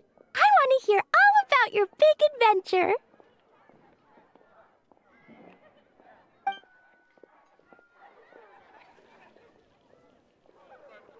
We're gonna order a big meal for everybody first. We'll talk while we eat. Yippee! Excuse me. Did I hear you call him Durin just now? But wasn't Durin the evil dragon that fell on Dragonspine? Come on, miss! This Durin isn't that evil dragon from Dragonspine. Albedo said... well, it was kinda confusing. But anyway, it's super cool! Oh, is this your first time meeting him, Marjorie? No wonder you're getting him confused. Still, even if you hadn't met him yet, shouldn't you have heard about him at the very least? At this point, pretty much the whole city has.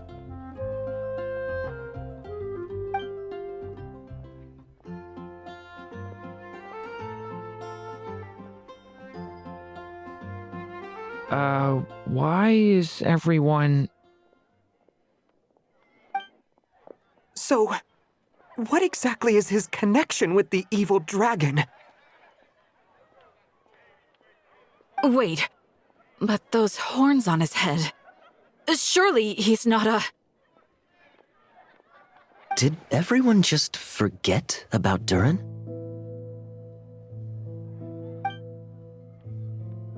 No, that can't be.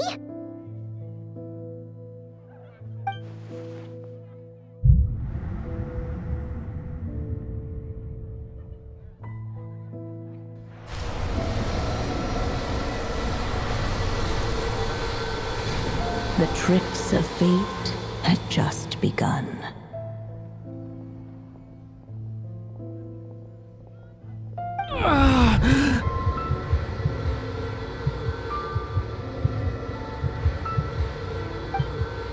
Watch out!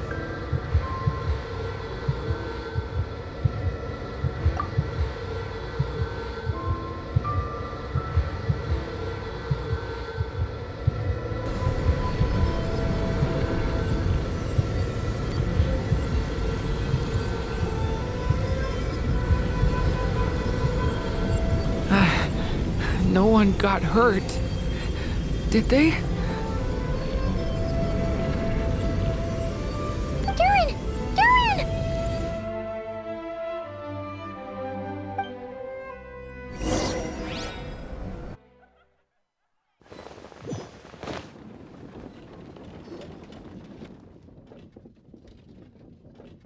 I just had Barbara check him over.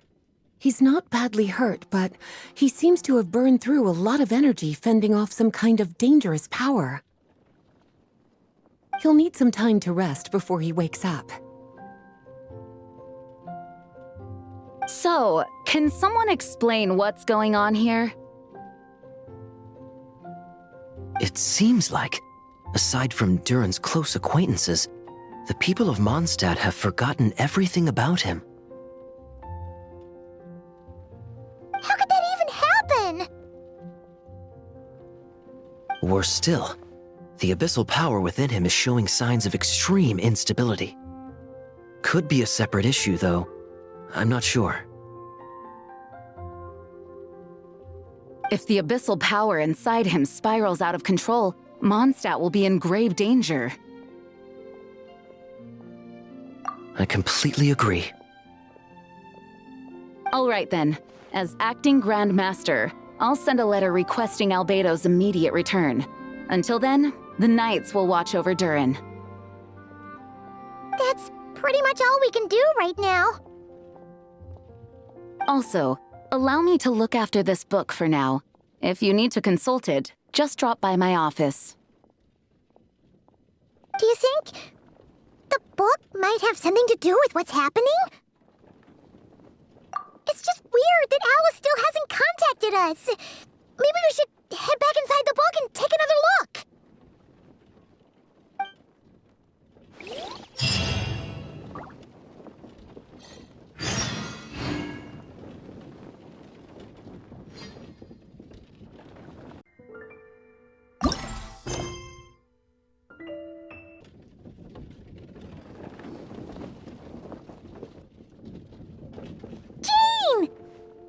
Hello, you two. I'm glad you got my letter. Durin's awake and waiting on the bench over there. I'm here if you need help. Just give me a shout. Don't worry about us. We'll be fine. Oh, hey, you two. I just remembered what happened right before I passed out. Thanks for holding me back. I shudder to think what might have happened if you hadn't. I'm fine now. It's just... a lot of people seem to have forgotten me. Don't worry. We'll figure out a way to fix this. Why don't you start by telling us what happened? It felt so strange.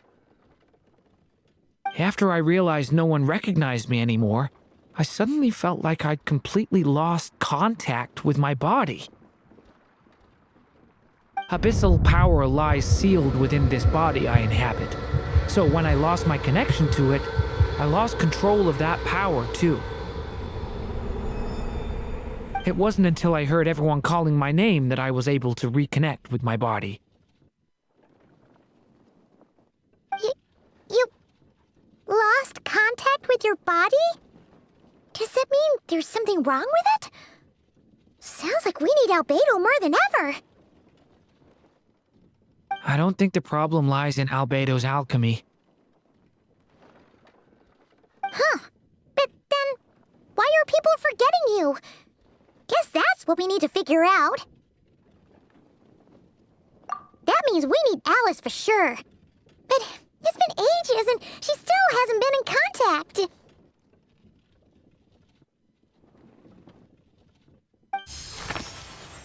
Now would be a really good time for a hint. How could the story's budding branches even hope to reach beyond the towering walls? Leaving the castle, the witch went off in search of the tallest, grandest tree in the whole world. High up in the canopy of that tree, she sought a resting place, a refuge where the little sapling might take root. Go to that place, for it was there that the sapling felt its first breath of wind. Huh? Was that another clue? Does that mean the story isn't over yet? Leaving the castle. It just occurred to me. If this story is all about my own experiences, then wouldn't what happened after I left Simulanka be part of it too? But how could she possibly know exactly what would happen? And even if she did, how could we know when the story was complete? Yeah. Since we can't reach Alice right now, we'll just have to get to the bottom of this ourselves. But first, we gotta figure out where this riddle wants us to go. The tallest, grandest tree in the whole wide world. Huh. The only place that ever gave me that feeling was the one I ended up in right after leaving Simulanka. They had great coffee there, too. And so many books you'd never run out of things to read. Think about it. Our search in Mondstadt began in a library, right? Well, Sumeru City's got one of those, too. And it's absolutely huge. What do you say? Should we try looking there? Huh. That does kind of make sense. And it's not like Paimon's got a better idea. All others a heads up first. Well, it sounds like you've got a plan, so I won't interfere. All I ask is that you stay safe. Albedo won't be back for some time, and until he is, we can't know for sure how dangerous Durin might be in his current state. I'm so sorry about what happened before. Believe me, I'm not blaming you, and neither is anyone else here. If anything, it's the opposite. We're all just worried about you.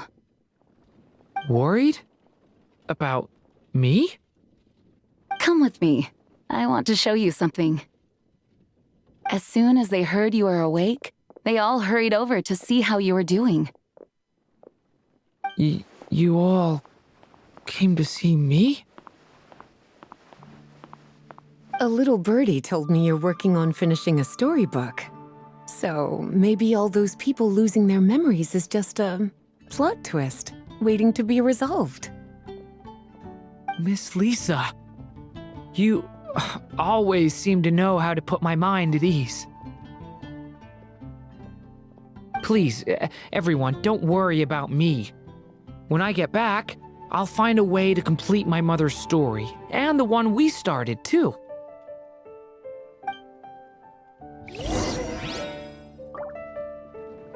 Harry Hunt in Mondstadt. It's not as if Paimon was expecting this to be easy.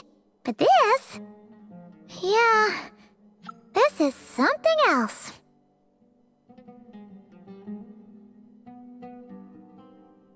Where do we even begin? Even the clue this time seemed kind of cryptic. Yeah. Guess the best we can do is stay on the lookout for more weird things going on.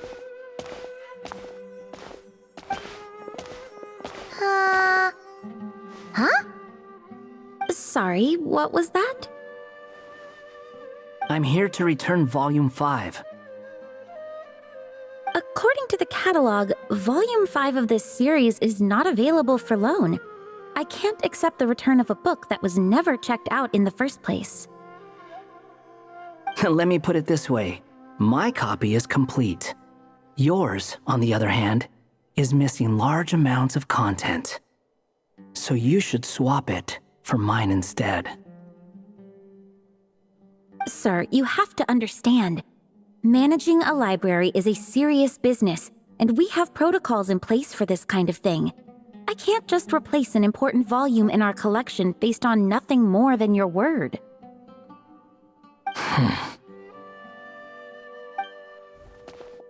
Hey! Look what the Wandering Tom dragged in! Oh, it's you. And, what is it you're doing here? I'm a traveling scholar, as you know. Isn't a library the most natural place for me to be? Well, the last time we saw you was all the way in Nodcry. Paimon just didn't expect to suddenly see you in Sumeru, that's all. There were some things I needed to come back and take care of. Some documents had gone missing, so I tracked them down, restored them to the original condition. And now, I'm here to return them. And considering what I'm planning to do next, it feels like a weight off my shoulders. What's going on with you, huh? You look like a kicked puppy. Hat guy. At least you haven't forgotten about me. What's that supposed to mean?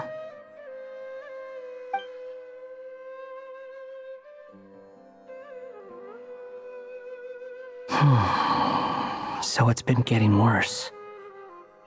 Sounds like you know something we don't. After he left Simulanka, he spent some time traveling Sumeru with me. I was working on several texts at the time, and I stumbled upon something strange. Anytime Durin of Simulanka was mentioned, before long, the record would disappear. Which means, all the remaining records on Durin are about the evil dragon that fell on Dragonspine. How did you even discover that? If I remember correctly, Hat Guy loved the time he spent in Simulanka so much that he started writing a travel log. That's besides the point. The fact is, you're not affected by the ley lines of this world. I'm sure you can grasp the implications of what that means. His case is different from mine. It's more like the world itself refuses to accept his existence. It started with a few written records, but now, it sounds like it's spread to people who never met him or didn't know him well. At this rate, the whole world might forget him altogether. The whole world? But that includes all my friends in Mondstadt, and even Hat Guy, too. So that's what you've been worried about all this time? Why didn't you just tell me?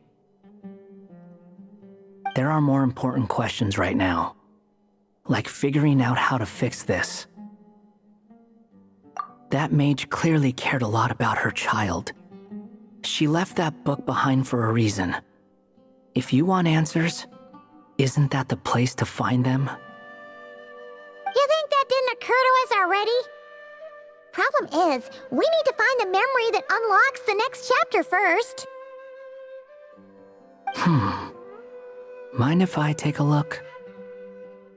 I just want to know what secrets this book is hiding. Besides, I've run into a bit of red tape, so I've got time. Of course. Be my guest. So, the memory we've been looking for was about you all along?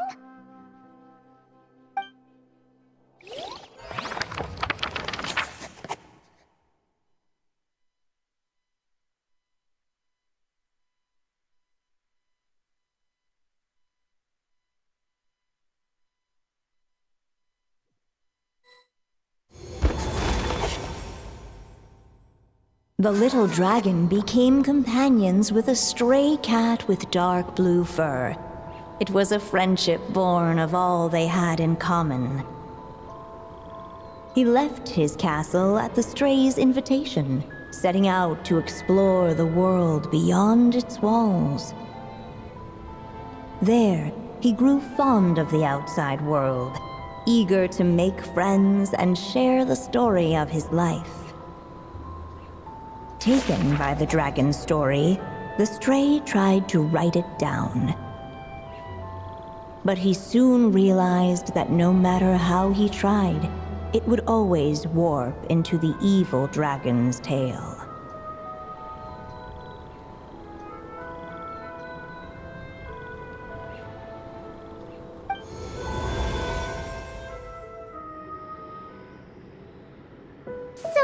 This is the world where this chapter takes place? Looks like we're at the top of some kind of gigantic tree. This one must be about what happened to me when I first arrived in Teyvat.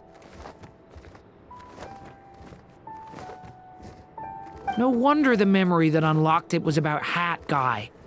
Most of my memories from that period were.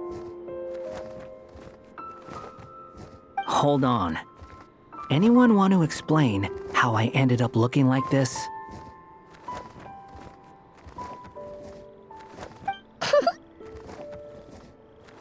Maybe you've become a character in the story too. You see me as a stray cat? A wandering Tom, to be exact. You should count yourself lucky. Of all Durin's friends, your character is by far the most memorable. Maybe it's because I've known Hat Guy for longer, so my impression of him is more vivid than the others. Vivid? Then how come you haven't changed one bit? Guess that means the impression the Traveler left was so vivid, it didn't need changing.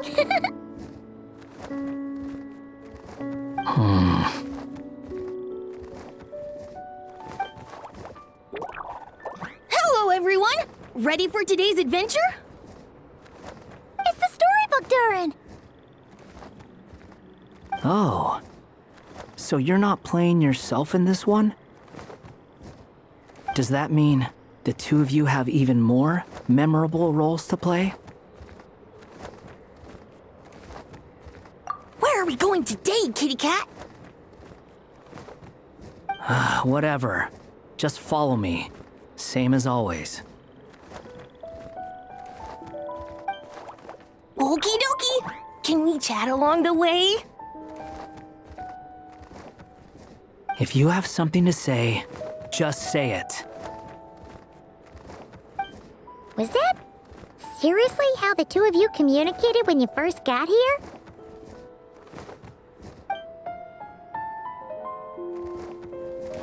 Yep. Anyway, how do we get ourselves out of here? Usually, the narrator gives hints to help us figure out what to do. Speaking of which, about time we got some of those, don't you think? The story's vines had woven themselves together into a giant tree, the boughs of which a little storyless dragon now paced, homeless among its leaves. He had to find a way to leave this place and set off in search of a home of his own. If he stayed, the world would erase him from its memory altogether. To leave this place? But where am I supposed to go? The little dragon felt completely lost. Just like the vines, the road ahead branched off into different directions, twisting and turning before disappearing into the mist. But as luck would have it, a prophetess waited up ahead. Perhaps she might know where each path might take him.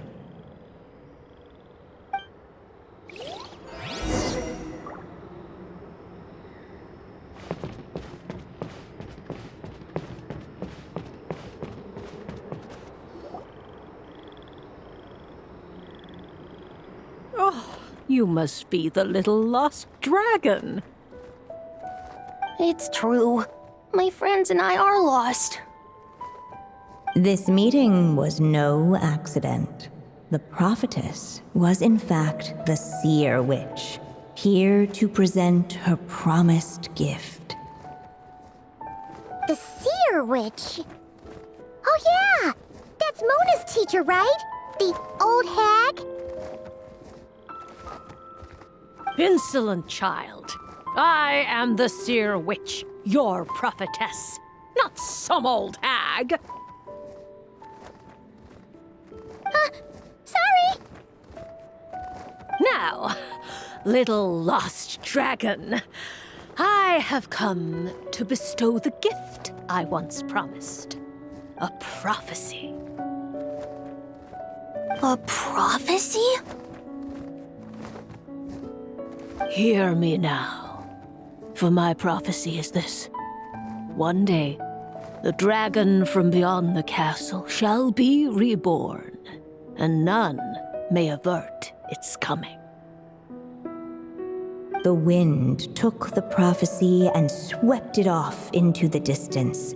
And so, the little dragon was shown a path to wander.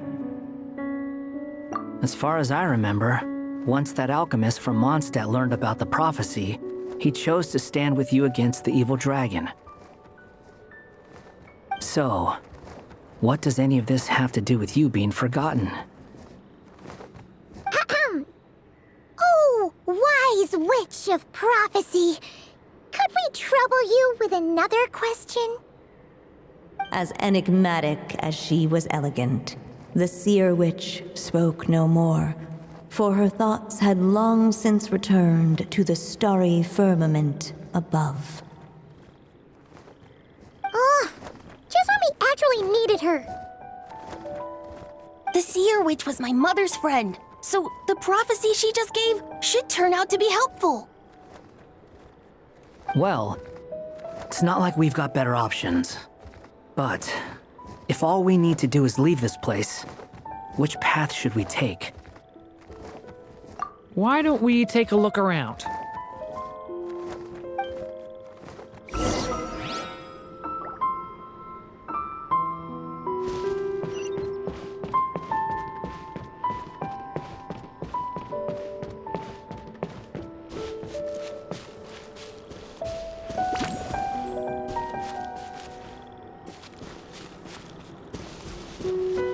The wind kept blowing, but the little dragon had not yet resolved to follow it.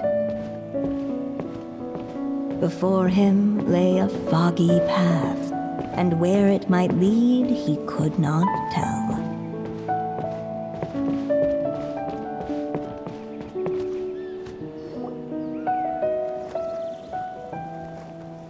If we go this way, we'll be heading back to Mondstadt, just like we planned.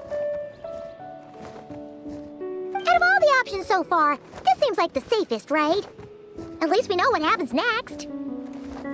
He helps stop the evil dragon from returning, gets a new body, makes a whole bunch of friends.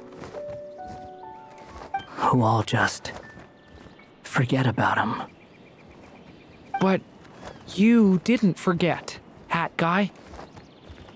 I'm just saying, choosing this path wouldn't solve the main problem. You'd still end up being forgotten. Huh. I'm not against choosing this path. I just wonder what secrets it might be hiding. Let me think about it.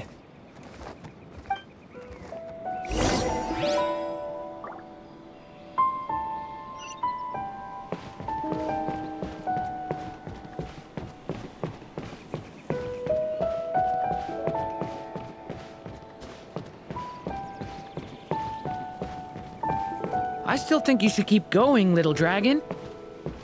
If you leave the castle, you can accomplish something amazing and make a bunch of friends along the way. Really? Then let's go! Unable to preserve his story, the little dragon wandered astray. Fortunately for him, a certain prophetess had left behind a prophecy to guide him. The wind took the prophecy and swept it off into the distance, and so the little dragon was shown a path to wander. Following the wind's guidance, the little dragon made his escape. In turn, the prophetess affirmed the little dragon's choice, leaving an extra secret as her parting gift. Now that you've made up your mind, I shall keep my promise by explaining fate's little trick. Long, long ago, the gods of the high heavens gave the world outside the castle a magic of its own. They called it storytelling.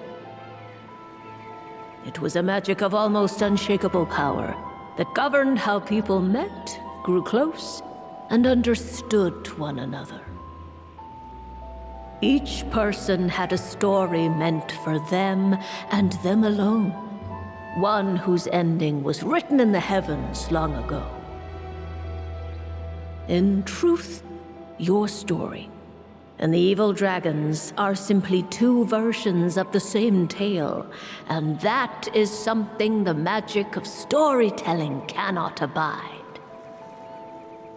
Beyond the castle's walls, your story cannot take root, for the evil dragon's tale has done so already.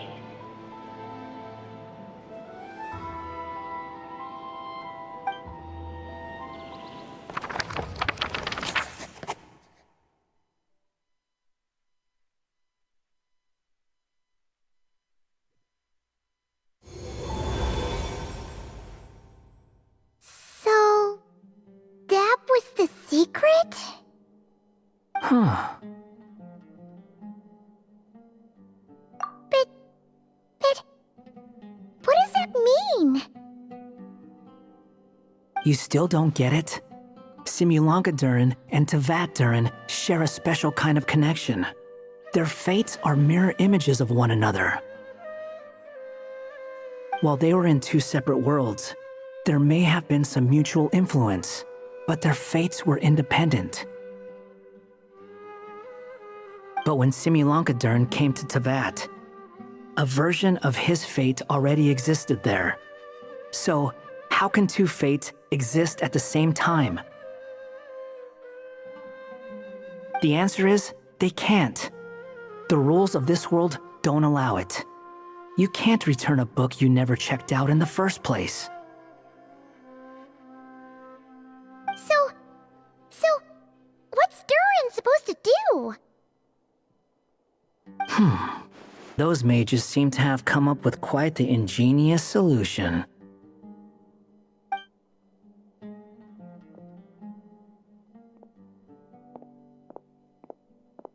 I'm here to make a return.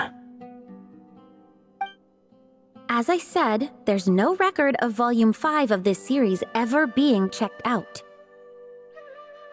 Then just think of this as Volume 6. Based on what I know, the author was planning on publishing another volume anyway. The catalog does have a slot reserved for Volume 6. So, this is it? Sure, let's go with that. All you need to know is, I'll be the one writing this series from now on. You...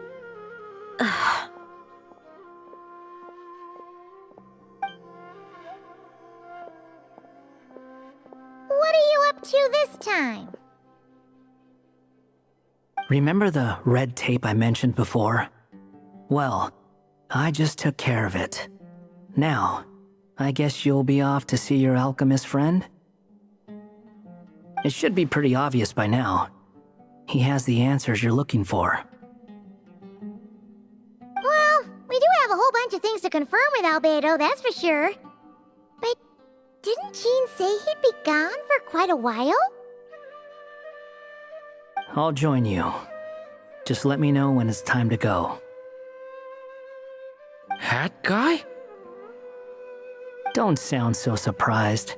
I'm part of this story too, aren't I? I'm just playing my role. Well, yeah.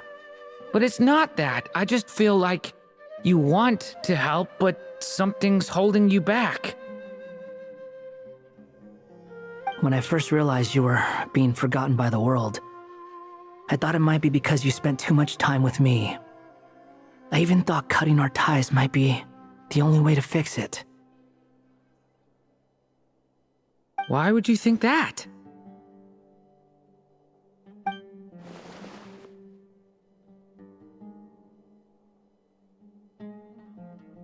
It doesn't matter now.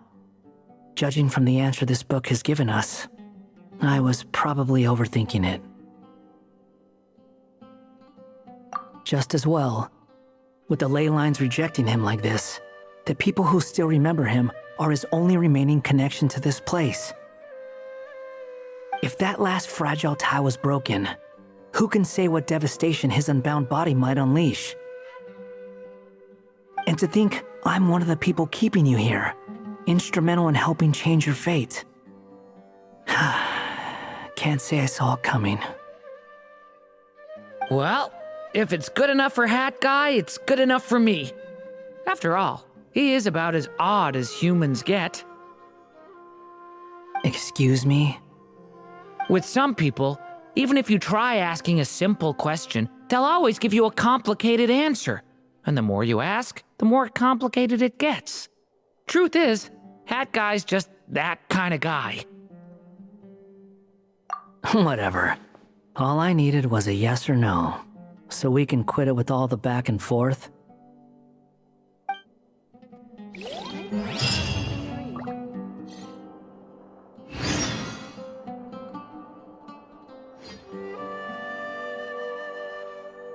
from the Knights of Favonius. Sounds like Albedo's back and he's waiting for us on Dragonspine. No time to waste. Let's get going.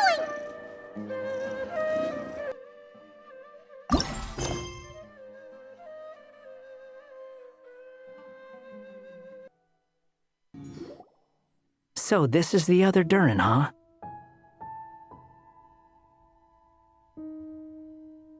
If this had been the dragon that ended up being revived in Mondstadt, there's no telling what kind of calamity that people would have had to endure.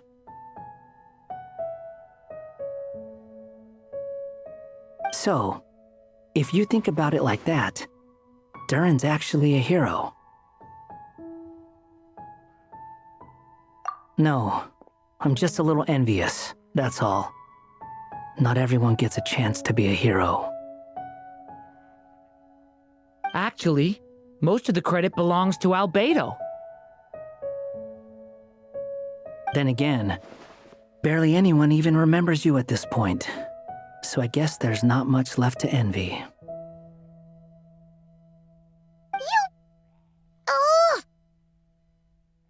Oh, so you three still remember Durin. Looks like the memory loss hasn't spread to close friends. Yet.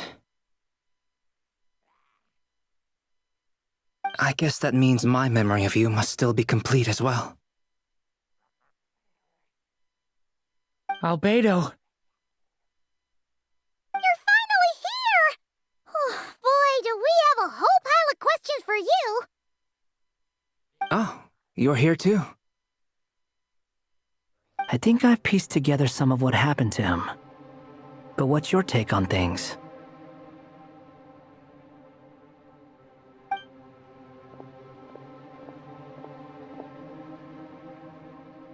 Master Jean filled me in on what happened, and I've got a few theories.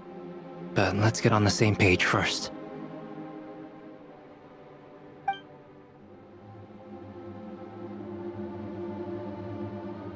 Well, physically, he's doing fine. His body is holding the abyssal power at bay. And there's nothing whatsoever to indicate any risk of collapse. So, from an alchemy point of view, there's nothing wrong with him? The issue isn't so much that the abyssal power within him has gotten out of control. It's that the connection between his will and body is fading. If he ends up losing his conscious will, his body will fall back on its biological instincts. And that's when the abyssal power within it will take over.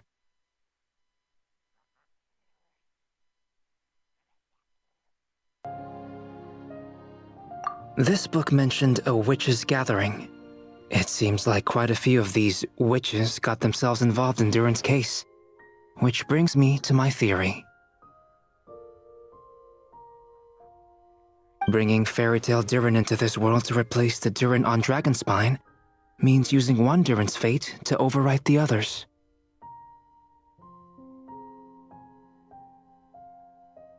But the power of alchemy alone would not be enough to pull off such a feat.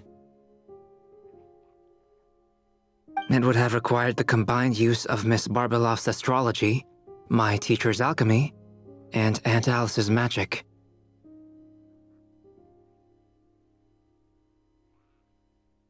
After learning of Miss Barbeloff's prophecy, Durin and I finally came up with a way to settle the Dragonspine Durin problem for good.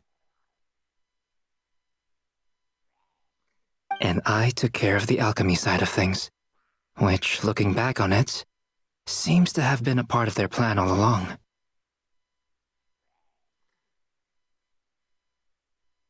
So now, there's only one thing missing. As for the fate theory our friend in the hat just mentioned, I still can't figure out how any kind of magic could possibly influence the fate of Tevat, but I'm certain that the answer lies within this book.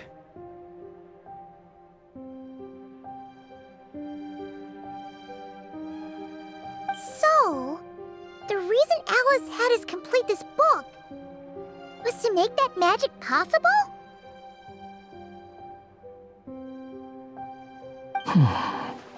A form of magic powerful enough to rewrite fate itself. Well, we've no time to lose. I just need to take a look at the book. The next part of the story most likely relates to me. So the memory that unlocks it must be connected to me too.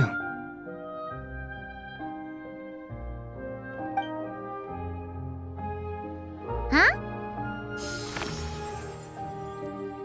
The giant tree was home to a broken branch, the shape of its splintered arm aligning perfectly with the branch that had burst forth from the castle walls. Join yourself to that broken bough, for there you may take root at last, and henceforth bask in the sun and rain of the world beyond the castle. But first, fetch the stickiest clay and let it bind the scar of the break. I see.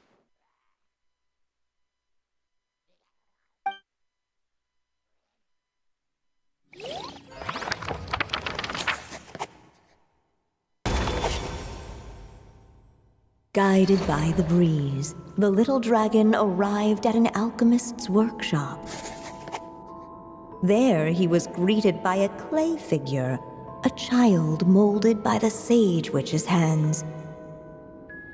Though gentle in appearance, he had inherited his mother's cold, sharp wisdom. And he was determined to avert the calamity the evil dragon would bring, and so was his helper, none other than the little dragon himself.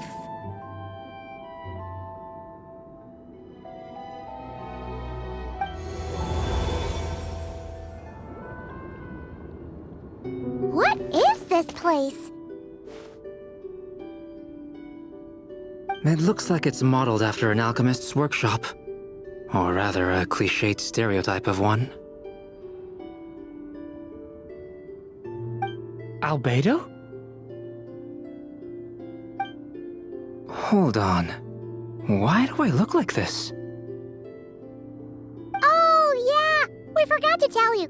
Basically, the characters in the story are reflections of how Durin sees them.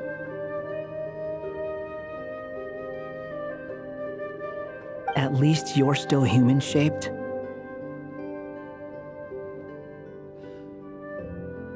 Well, since Cat Guy has taken on a different appearance too, that must mean the two of us are both characters in the story. But you, Paimon, and Durin haven't changed at all. You must be special figures in some way. I'd like to know more about that too. But seeing as none of them can explain it, let's just concentrate on moving the plot forward.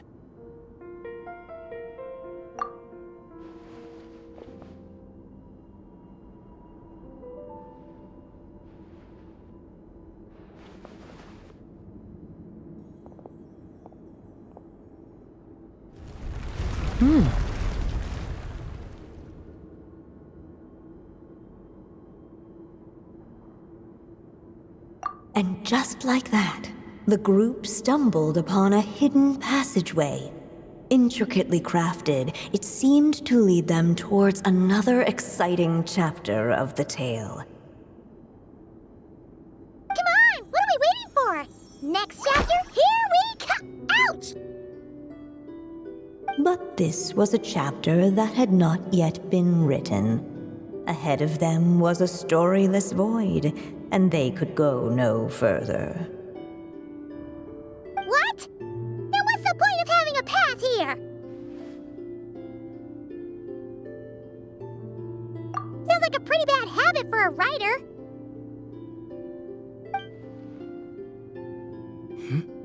Over here! I found something. What the clay figure found was none other than the evil dragon's heart itself.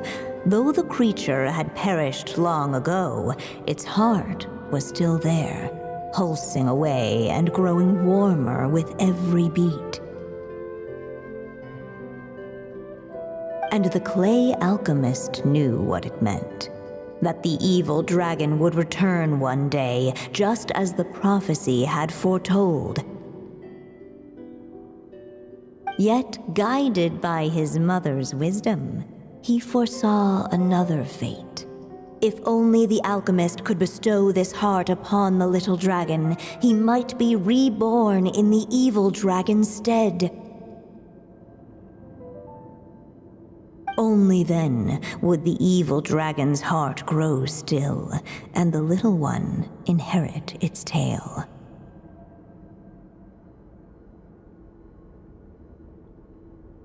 Sounds like this chapter's about Albedo bringing me to life? If that really was the solution, though, this would have been over the minute I finished the transmutation. So why is Durin still being forgotten? There has to be some other reason. Yeah, I'd like to explore the area a bit more.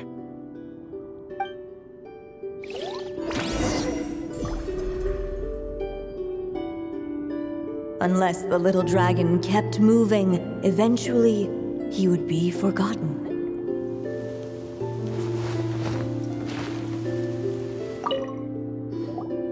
Do you think we could just destroy it? Be it the calamity headed for Mondstadt or my inability to leave behind a story of my own, doesn't it all come down to the fact that this heart never truly died? What if, here in this story, we could finally destroy it?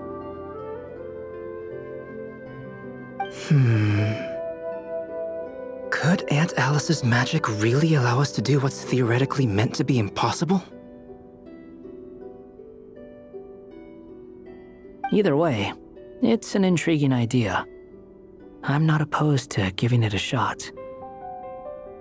Durin! It's just... I'm still afraid someday, even you guys will end up forgetting me. If there's even the slightest chance it'll prevent that, I'm willing to try anything.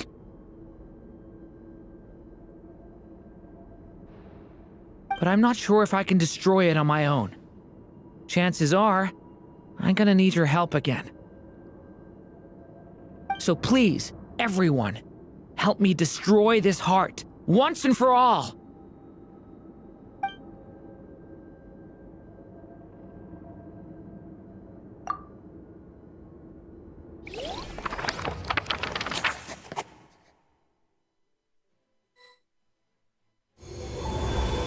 With the help of his friends, the little dragon destroyed the evil dragon's heart, using up every last ounce of his strength.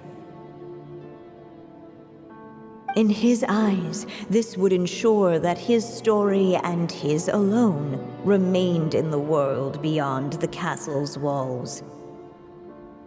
But the evil dragon's heart was like a great tree with roots digging deep beneath the surface. Cutting off the branches did not kill it.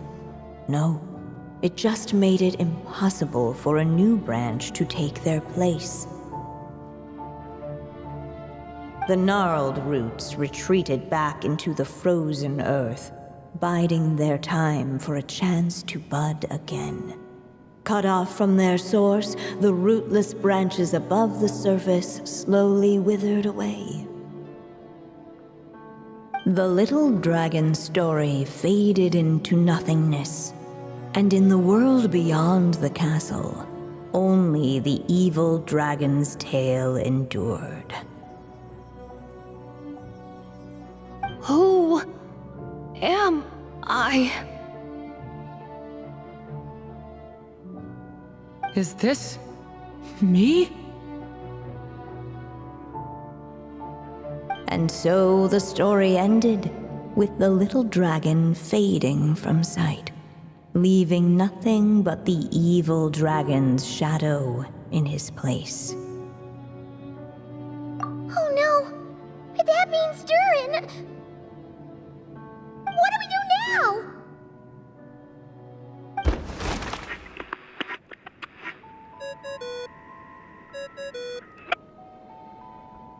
Hello, children. If you're hearing this recording, it's because you've reached a certain ending. You may have noticed that little Durin's experiences have been written into the pages of this book. Well, you should know that in the same way, its ending will also be written onto him. So be careful, because triggering a bad ending could be somewhat problematic. Let me guess, you're upset that I didn't warn you earlier? Don't worry though, I've thought it all through. I built a very special feature into this book, just for you, the witnesses of this tale. So, go ahead, see if you can turn back the pages.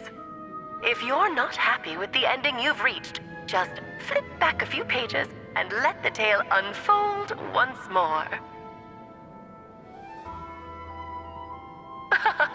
Pretty incredible, huh? That's the power of magic.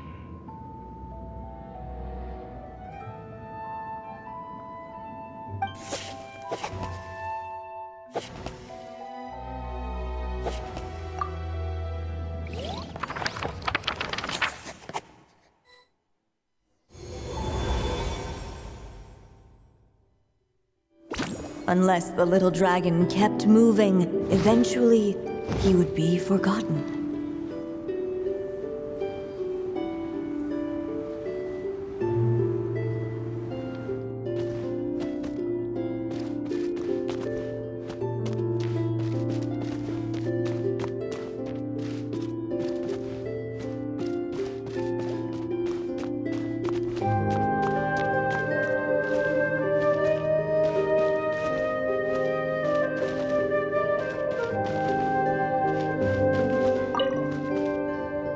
The evil dragon's heart continued to beat, as if waiting for the little dragon to accept it as his own.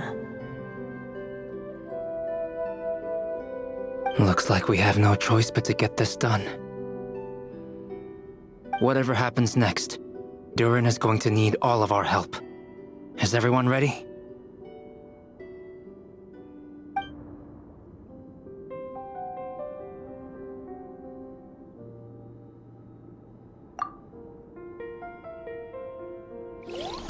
What the clay figure found was none other than the evil dragon's heart itself.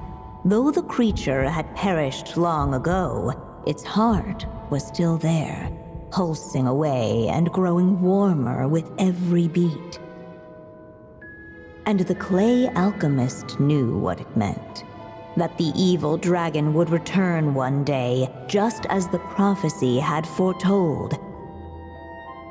Yet, guided by his mother's wisdom, he foresaw another fate.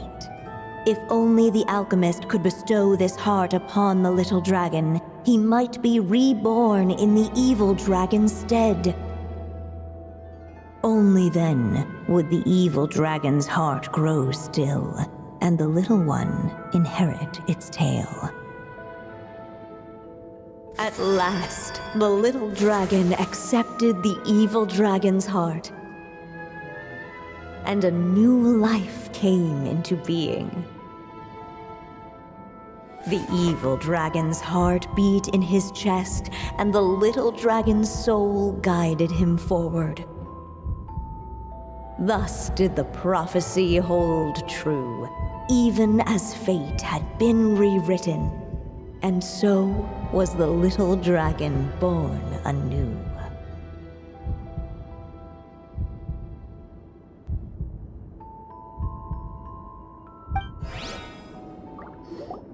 Finally! A happy ending! That must be the last step, right? Woohoo! We completed the story!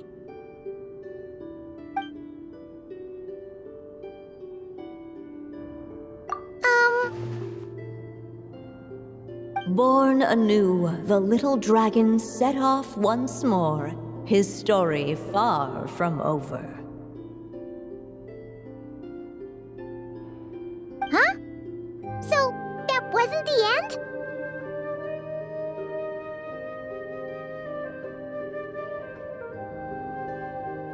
end? What comes next might be the most crucial part of all.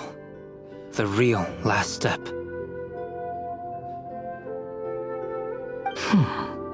If fate really is as devious as they say, then I say, show us what you've got.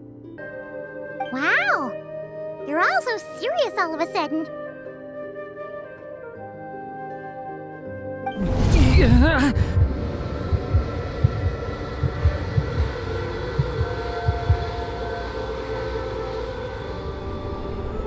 Durin, are you alright?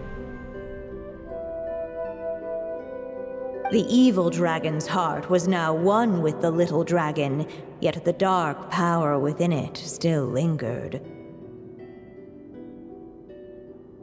Would the little dragon dare to hold this power back, or would he simply give in? Hey! What kind of question is that? Of course he's gonna control it! What choice does he have? Time is running out. So, will the little dragon dare to hold this power back, or will he simply give in? What's up with the narrator?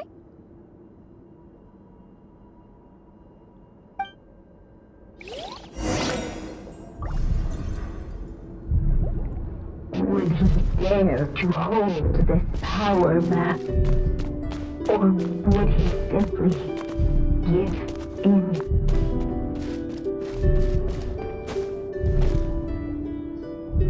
The little dragon and his companions blank. Huh? What's going on? Are we running out of ink? Once the ink runs out, is that the end of the story? I had a feeling this would happen.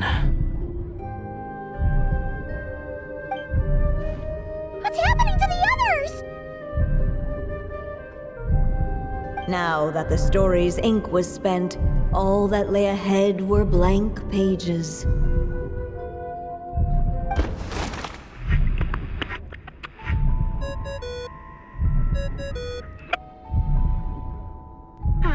Looks like you've discovered another possible ending. Do not lose hope. You just need to keep searching, for there are possibilities that only you can bring to life.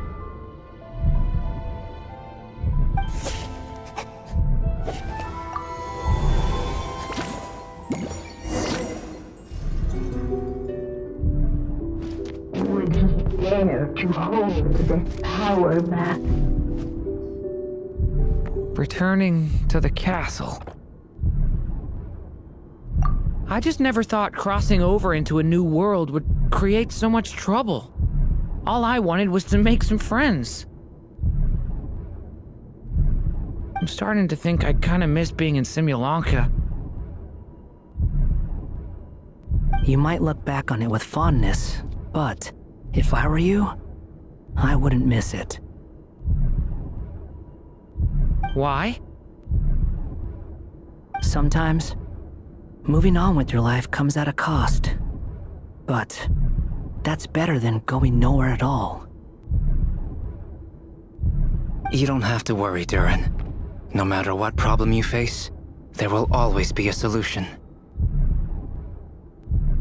Okay. Sometimes I wish I could just go back and see it again.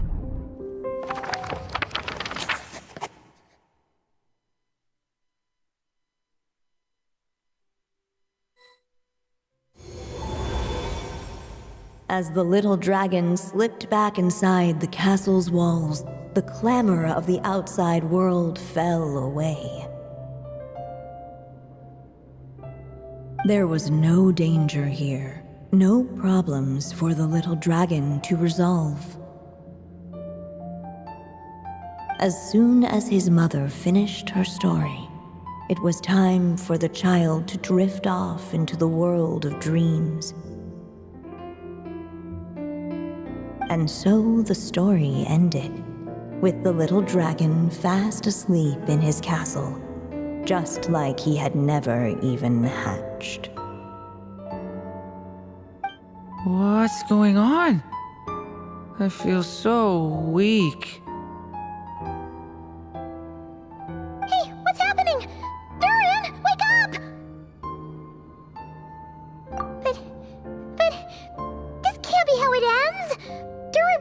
to bring back everyone's memories. There's no way he'd accept an ending like this.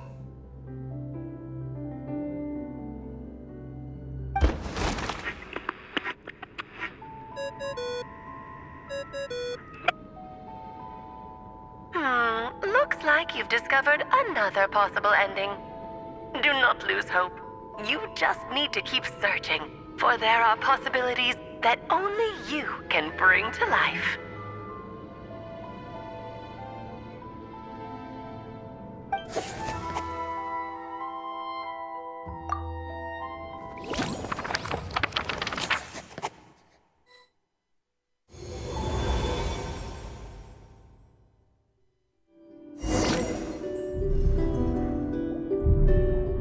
Would he dare to hold this power map? Or would he simply give in?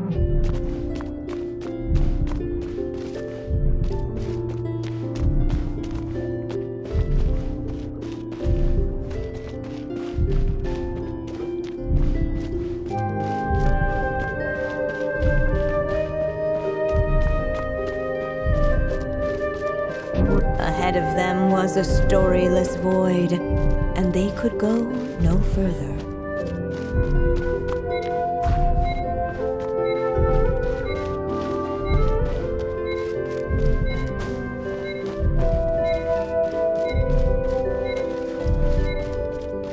Would he dare to hold this power map? Or would he simply give in?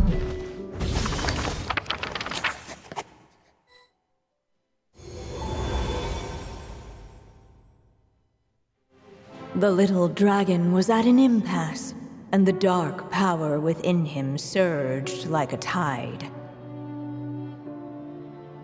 Unchecked, the darkness engulfed everything around it, including the little dragon's soul. The little dragon's story faded into nothingness, and in the world beyond the castle, only the evil dragon's tale endured. Is this me? And so the story ended, with the little dragon fading from sight, leaving nothing but the Oh no! That means Durin... What do we do now?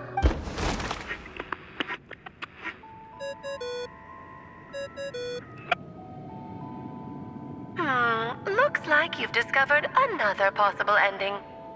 Do not lose hope. You just need to keep searching, for there are possibilities that only you can bring to life.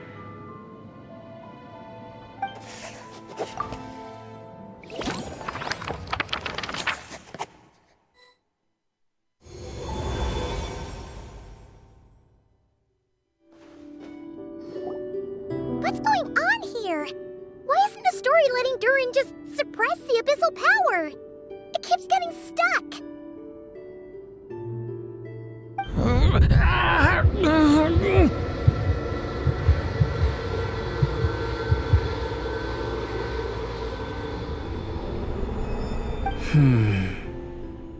It seems the act of suppressing the power counts as an event in the story. In other words, we would need ink to write it in. So, what now? Did we use too much earlier? How are we supposed to write a happy ending with only this much left?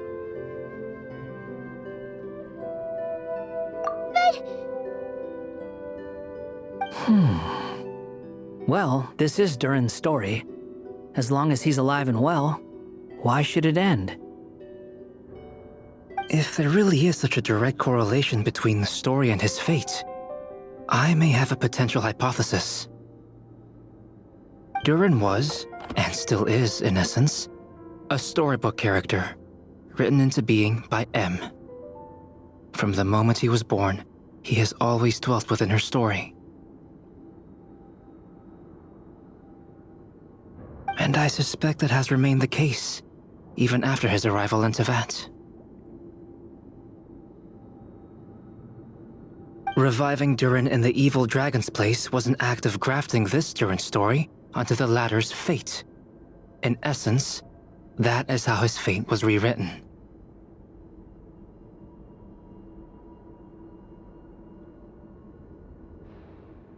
But there is a fundamental difference between a being's story and its fate.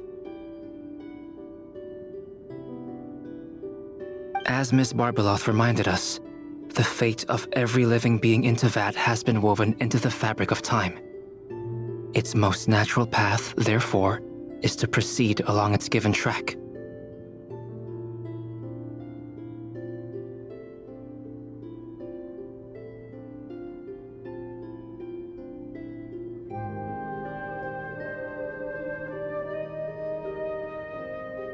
But Durin's story, on the other hand...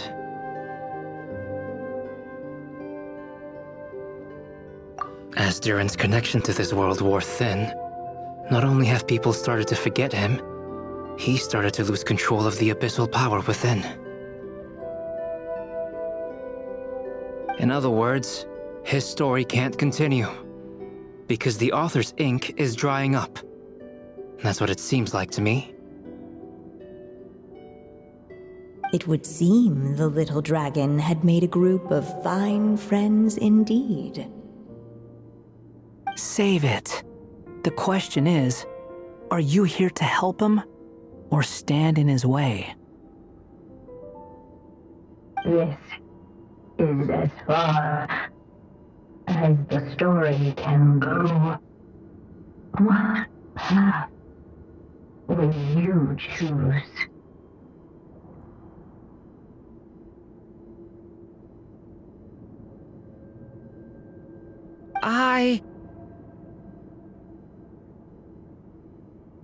I suppose the final decision is up to me. It's hard to believe I never actually left my mother's story. If that's true, I'd like to go there and see for myself. By there, I take it you mean the blank pages of the unwritten chapter ahead?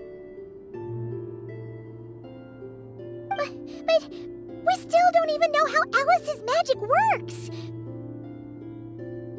If Durin belongs inside the story, then going outside of it to some unwritten part, isn't that too risky? I'm not afraid. I second that. It would seem this is one answer you need to go seize for yourself.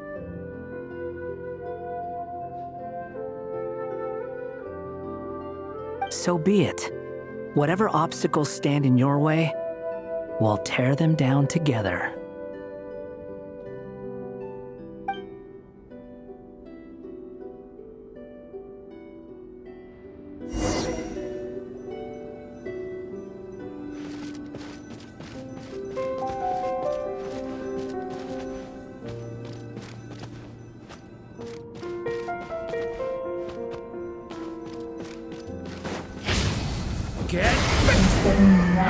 Invisible wall.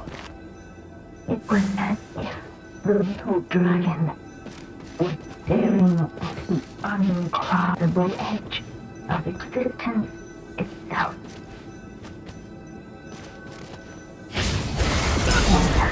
And all of a sudden it began to fracture, as if struck by some transcendent will.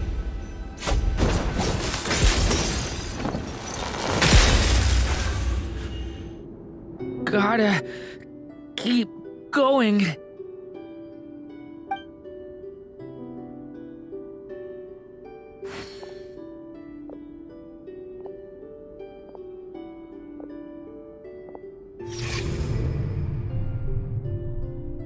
Ahead lies only a stormless void. My consciousness is slipping away. Keep going, Durin. A pure soul is your essence, not an empty void. I feel so weak. Stand tall, Durin. You are not some amorphous idea. The body I made for you is flesh and bone.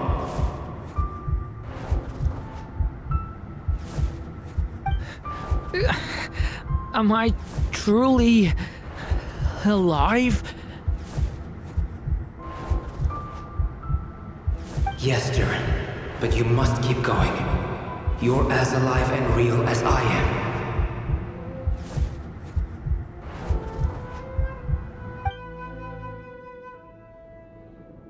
I can't feel a connection. You're not alone in this world, Durin.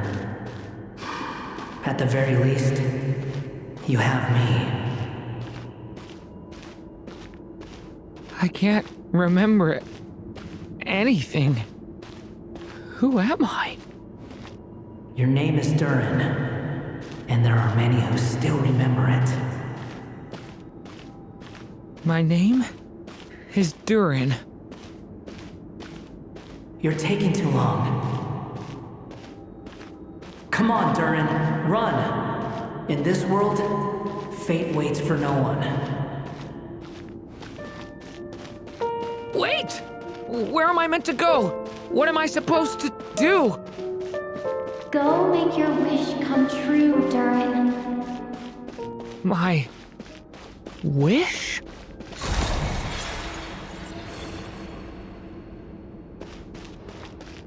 Your story's not over yet.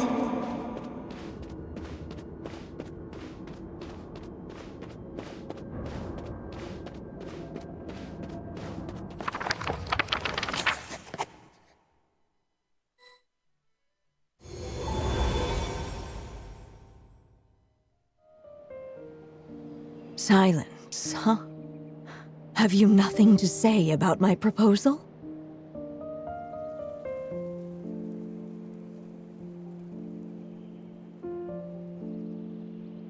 Let me get this straight.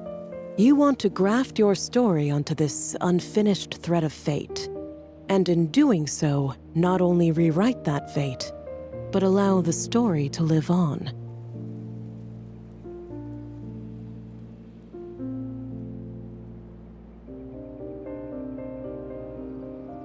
Quite the brilliant idea. Still, the story's survival depends entirely on whether the author keeps writing.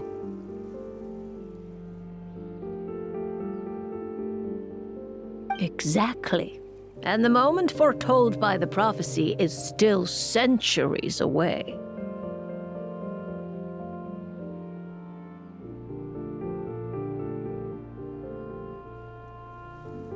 I see.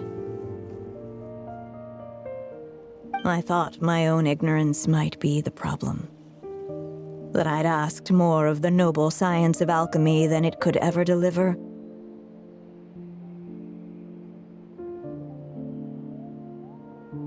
Or that I had failed to discern the heavenly signs and grasp the secret truth underlying the prophecy.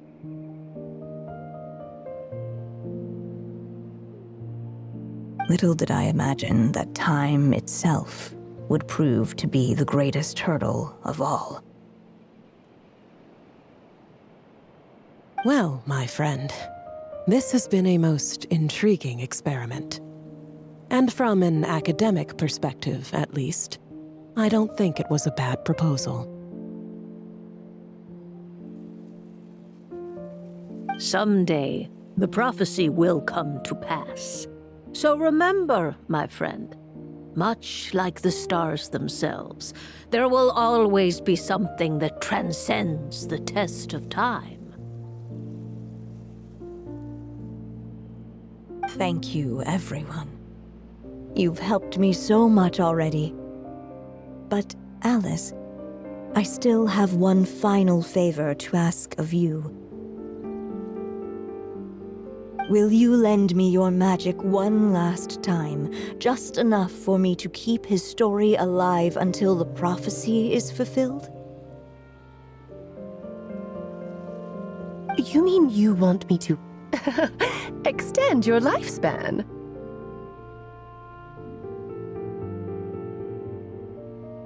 No, not in that sense. As Rhindaughter once told me, the laws governing life and death are among the most unyielding in this world. I'm well aware of that.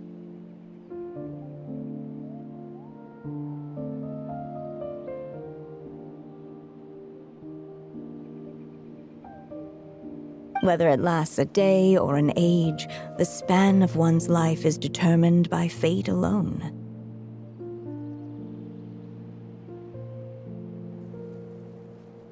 If I tried to breach that law by force, I'm afraid I would lose what makes me human.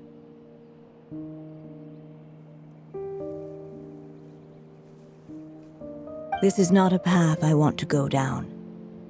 If I am to die, then I shall die a human.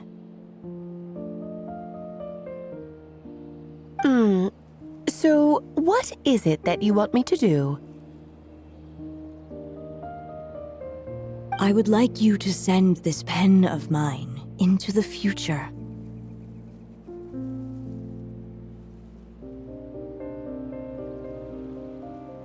I see. Then perhaps there really is a way I can help. I could create a kind of story magic to take over the writing once you're gone.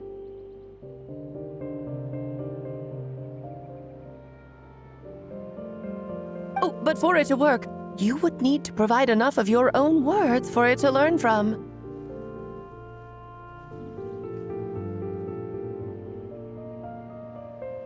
How much? Oh, an immense amount. So much, in fact, that you would have to spend the rest of your life writing. And even then, I'm sorry to say, it would not last forever. No matter how much you write, there is a limit to the number of words you can leave behind. But the world itself will never stop changing.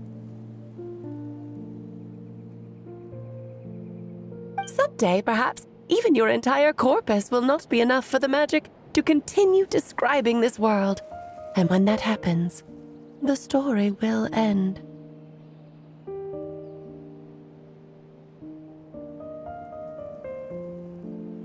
Still, it's worth a try.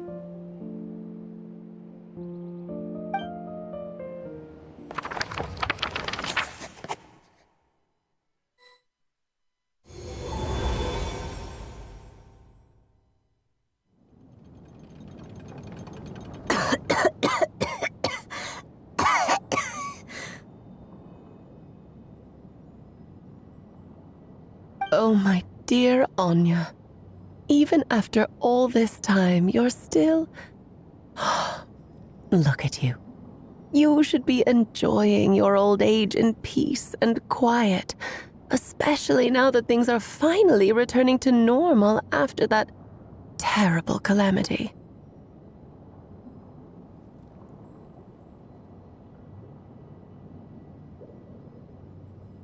Once he leaves Simulanka, things will only get more complicated. If his story is to continue, there needs to be more material for the magic to draw upon.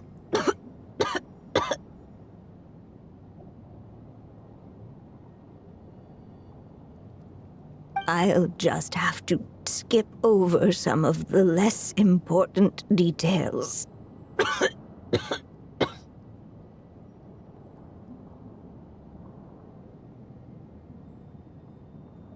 Anya, why do you insist on sending him out of the storybook world? Why must he face his fate into that?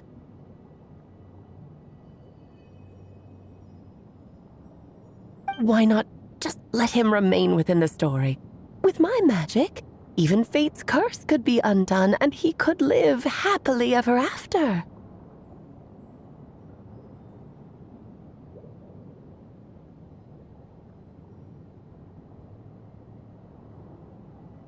I suppose. In fairy tales, all it takes is a heartfelt wish. And even a wooden puppet can turn himself into a real boy. and live happily ever after. That's just how fairy tales end, isn't it? But have you ever wondered what happens to the main character after the ever after? Tell me, Alice, in your eyes, what would be a writer's greatest regret? To leave a story without an ending. Not a bad answer. It's true, many writers come to consider that their greatest regret, but I see things differently. My greatest regret is that every story I write has to come to an end in the first place.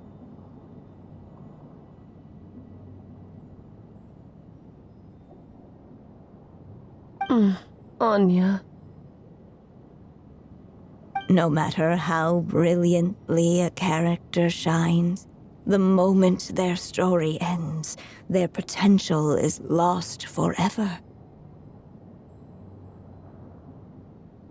For them, the story itself becomes an inescapable fate.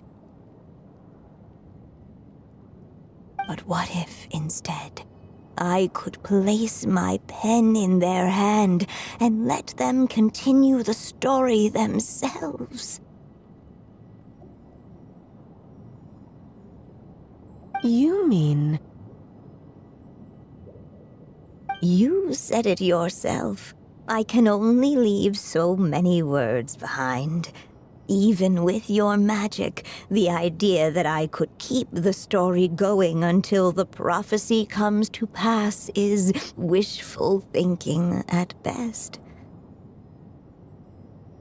But I've found a way to use your magic to transform some of my finished stories into a special kind of ink.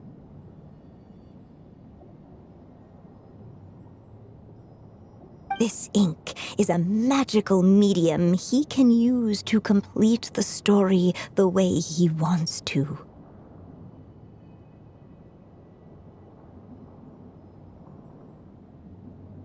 For what is storytelling but another kind of magic?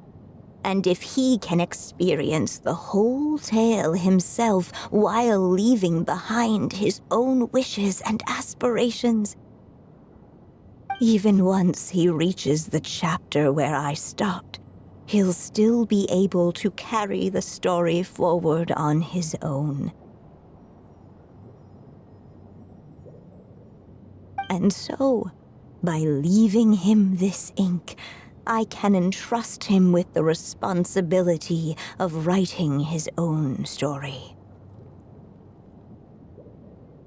A character with the power to write their own story.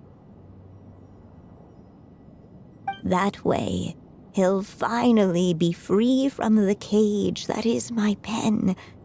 And like anyone else living in the real world, he can go on to create a life of his own. And you no longer need to worry about the constraints of my magic. What a brilliant idea, Anya. But there are still risks. First of all, once he arrives in Teyvat, he'll have to rely entirely on the story you left him to maintain his connection to that world. As you gradually hand over creative control, that connection will grow weaker, and at some point, he might lose it altogether. But at the same time, he'll also have the chance to forge that connection for himself. The issue is, this method taps into too many of Teyvat's core secrets. Any overt hints you try to leave will be erased in no time.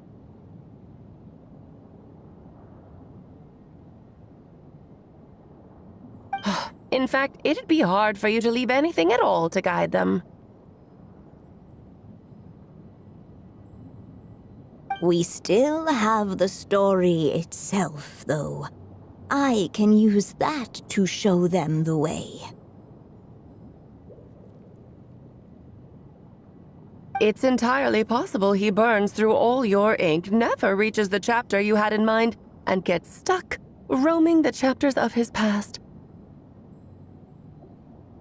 But despite all that, I still believe in what this child can become. His hopes and wishes can be his ink, so he won't be trapped by mine running dry. Oh, what the writer you are, Anya.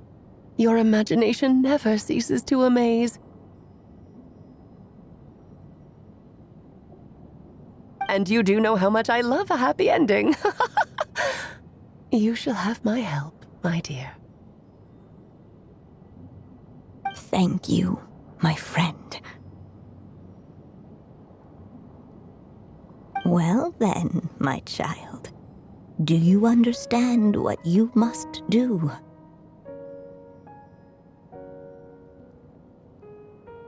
Yes, I think I do. It's my turn to keep this story alive.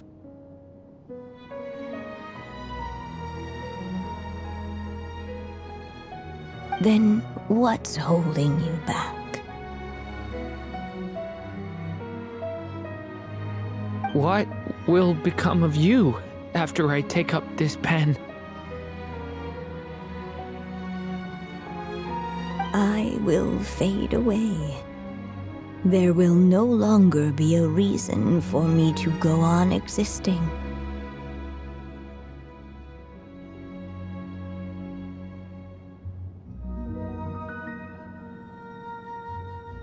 My child, or your mother, I should say, passed away long ago. The voice you're hearing is nothing but a magical echo that has now fulfilled its purpose. You needn't feel so reluctant to let me go.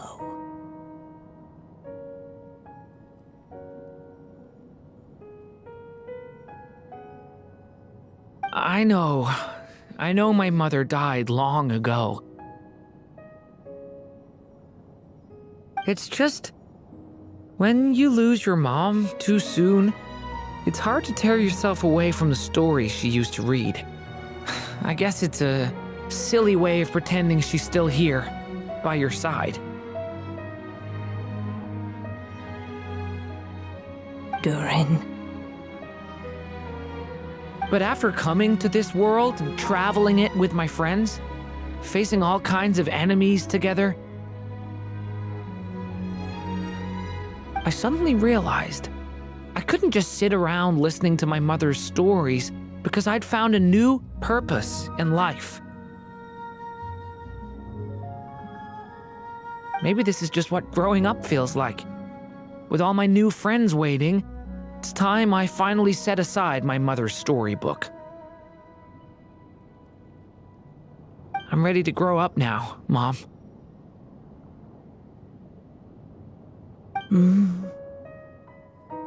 Then take this. A gift I should have given you a long time ago. You've witnessed this story from the very beginning. Made your wishes, offered your blessings, and even wrote your choices into its pages. From here on out, this pen is yours. Now I ask of you, the other pillar of this story, as both its reader and its witness. Will you turn the page so the next chapter can begin?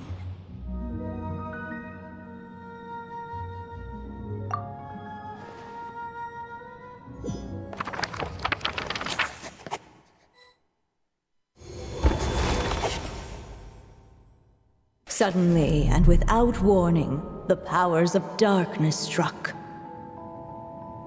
The question was, could the little dragon prevail? Alas, it was here that the story witch's tale had to end. But Durin's tale, on the other hand, had only just begun. Stepping into his mother's memories, he picked up her pen. And so the story that was ending began anew. He had made up his mind to challenge the fate that barred the way ahead.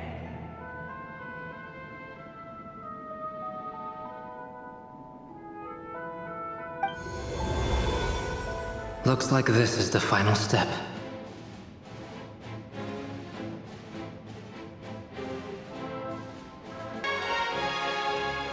A chance to strike back at fate?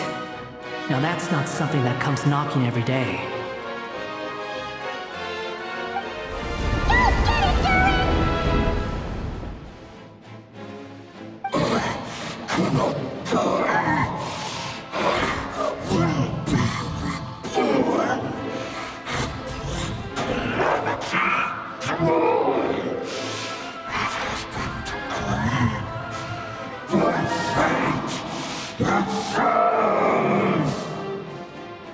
No, that fate no longer defines me.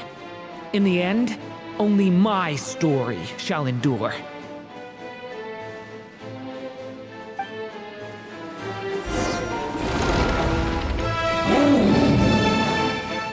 Stay back!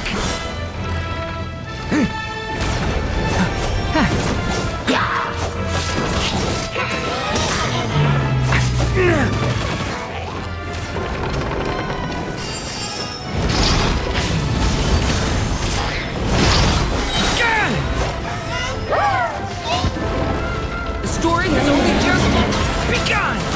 Observe!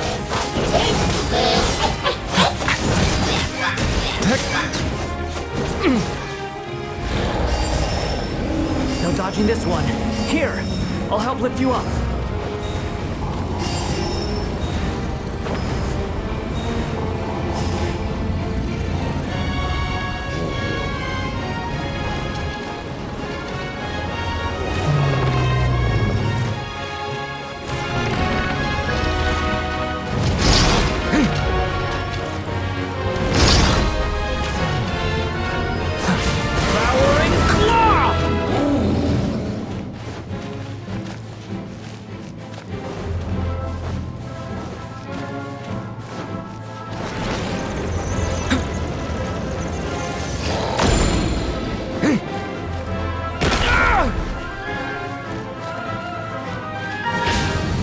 Only my story shall endure.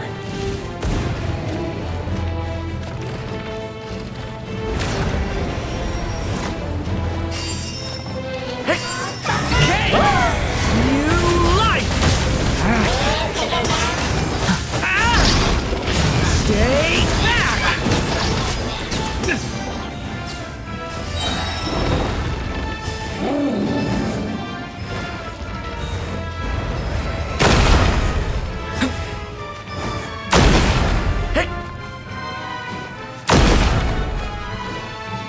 Looks like there's nowhere to hide. Here, I'll cover for you.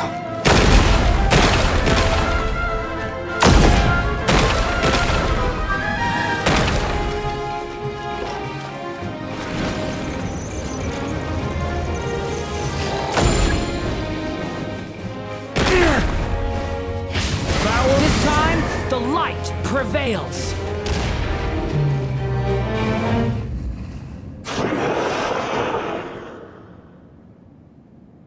Thank you, Mom. And so it was that Durin defeated the darkness and rewrote his fate. But his story is far from over.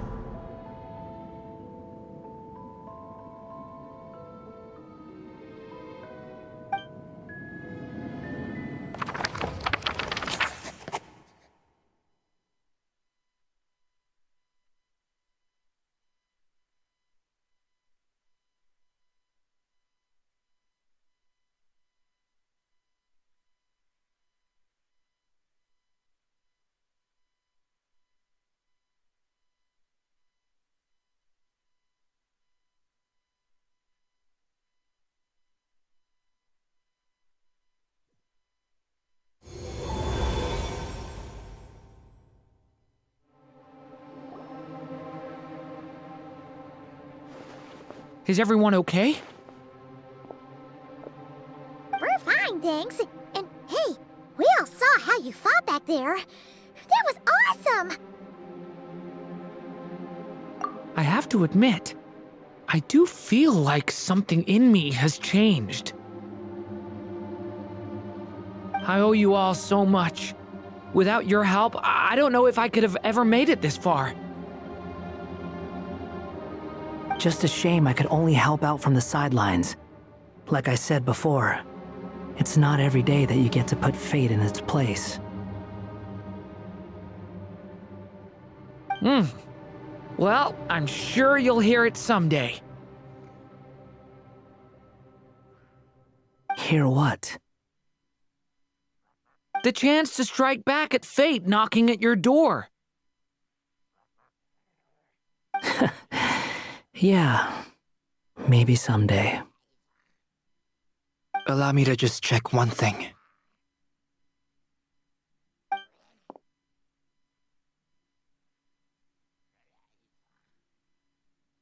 Yes. The abyssal power within you has stabilized again. And those strange symptoms you were experiencing seem to have completely disappeared.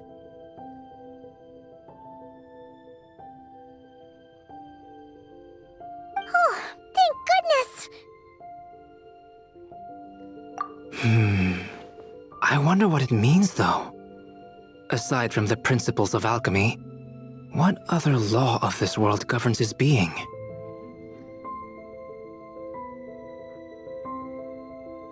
Look, it all turned out fine, so just leave it at that. Now that this one's out of danger, it's time for me to get out of here. You're leaving so soon? What, don't humans usually throw a party after something like this? A party? Do I look like that kind of guy? Anyway, come find me again next time you're in trouble. That's what friends are for, right? In a way, though, he is right. This is Durin's moment to celebrate, not the time for academic discussions. Hey, I don't blame you for asking. And honestly, I'd be perfectly happy to talk about it. It's just, I wouldn't even know where to start. It's all right. I'm sure we'll get a chance at some point. After all, your story's only just begun.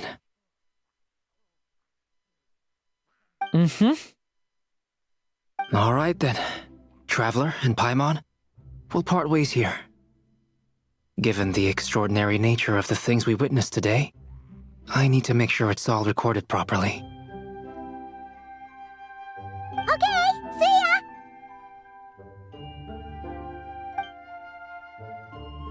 So, it's party time next! Huh?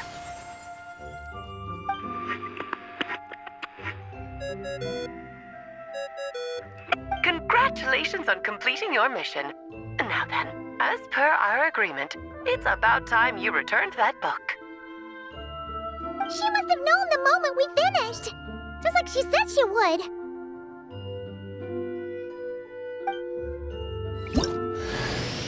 I've heard dressing appropriately is a must for socializing.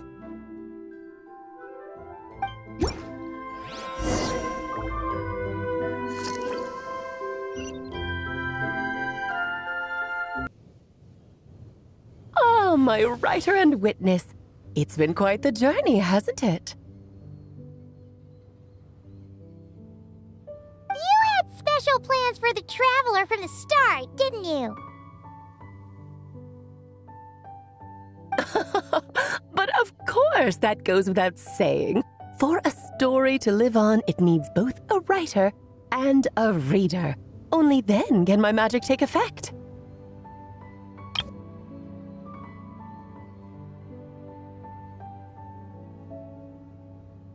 I chose the Traveler as the witness because of the special nature of who she is. It's not easy finding someone with that kind of background, you know. For a moment, I even considered taking the role myself.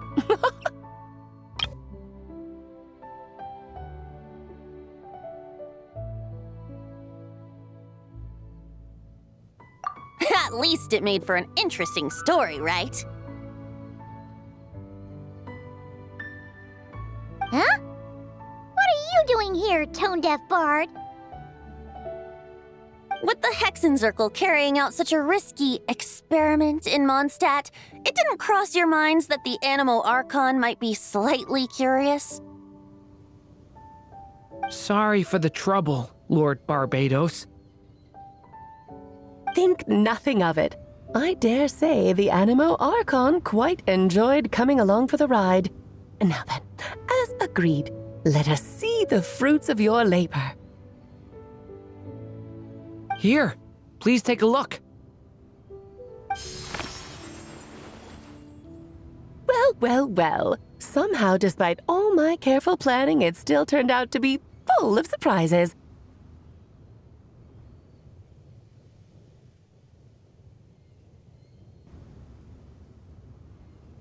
It never even crossed my mind that Rhindotter's child would be capable of handling that kind of alchemy in her stead. When he asked for help with the materials, oh my, I nearly couldn't believe it. If only the others were here too, we could all celebrate together. I'm right here, you know. The only one who hasn't responded is the one busy stuffing her face over there.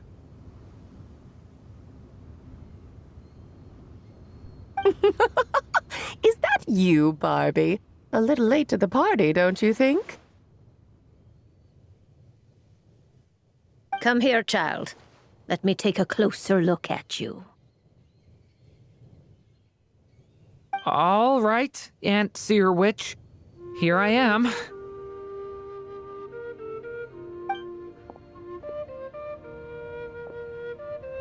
Just as I thought. This child's fate does not appear among the stars. Anya has accomplished what almost no one before her could.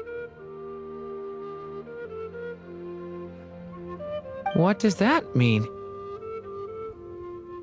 Child, all you need to know is that you're very lucky indeed.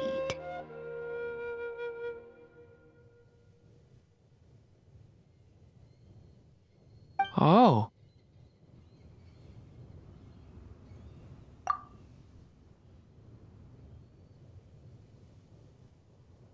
Just like how she was in the story, huh?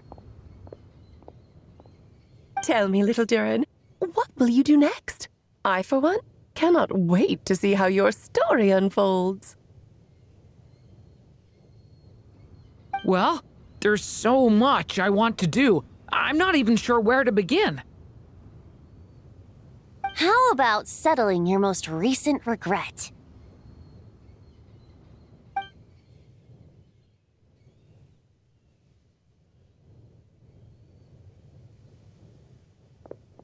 Not so fast, tone-deaf bard. What exactly did you just tell Durin to do?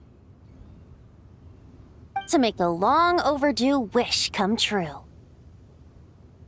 Thank you once again, Alice.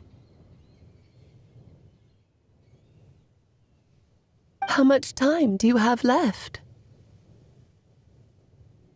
I believe these should be my final moments. Just enough time to say goodbye to my dearest friend. This feels like having to say our final goodbyes all over again. I don't like it. Not one bit.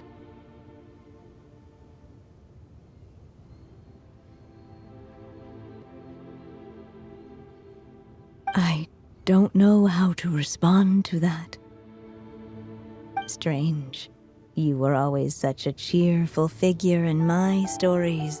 I even dubbed you the Merry Witch, you know.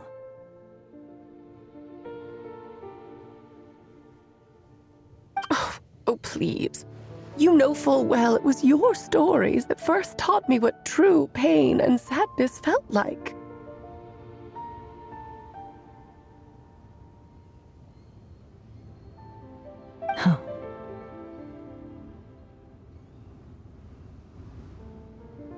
aside from saying goodbye to me, shouldn't you also leave a few words for the child? Since the book will be his to continue, why don't you write him a little parting note? There's no need. His mother already did that long, long ago. All that remains is for me to convey it on her behalf.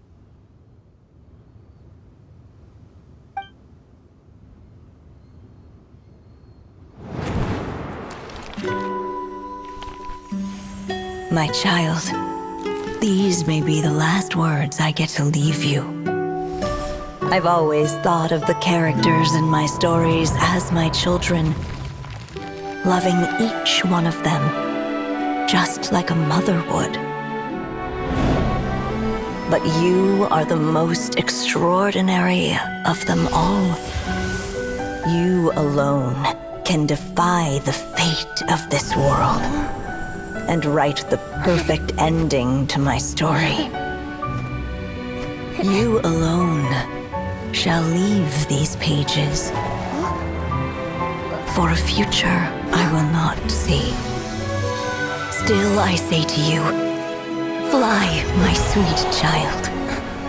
Just like a forest breeze yearns for the open sky, head into the unknown and seek an adventure to call your own.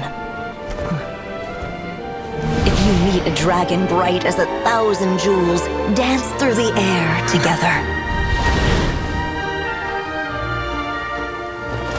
You are not alone, for this world has accepted your place in it. Do not lose heart. You still have many wishes left to fulfill. A long tale awaits you, my love. Let songs and flowers be the ink that fills its pages. Take my pen and use it to continue your story.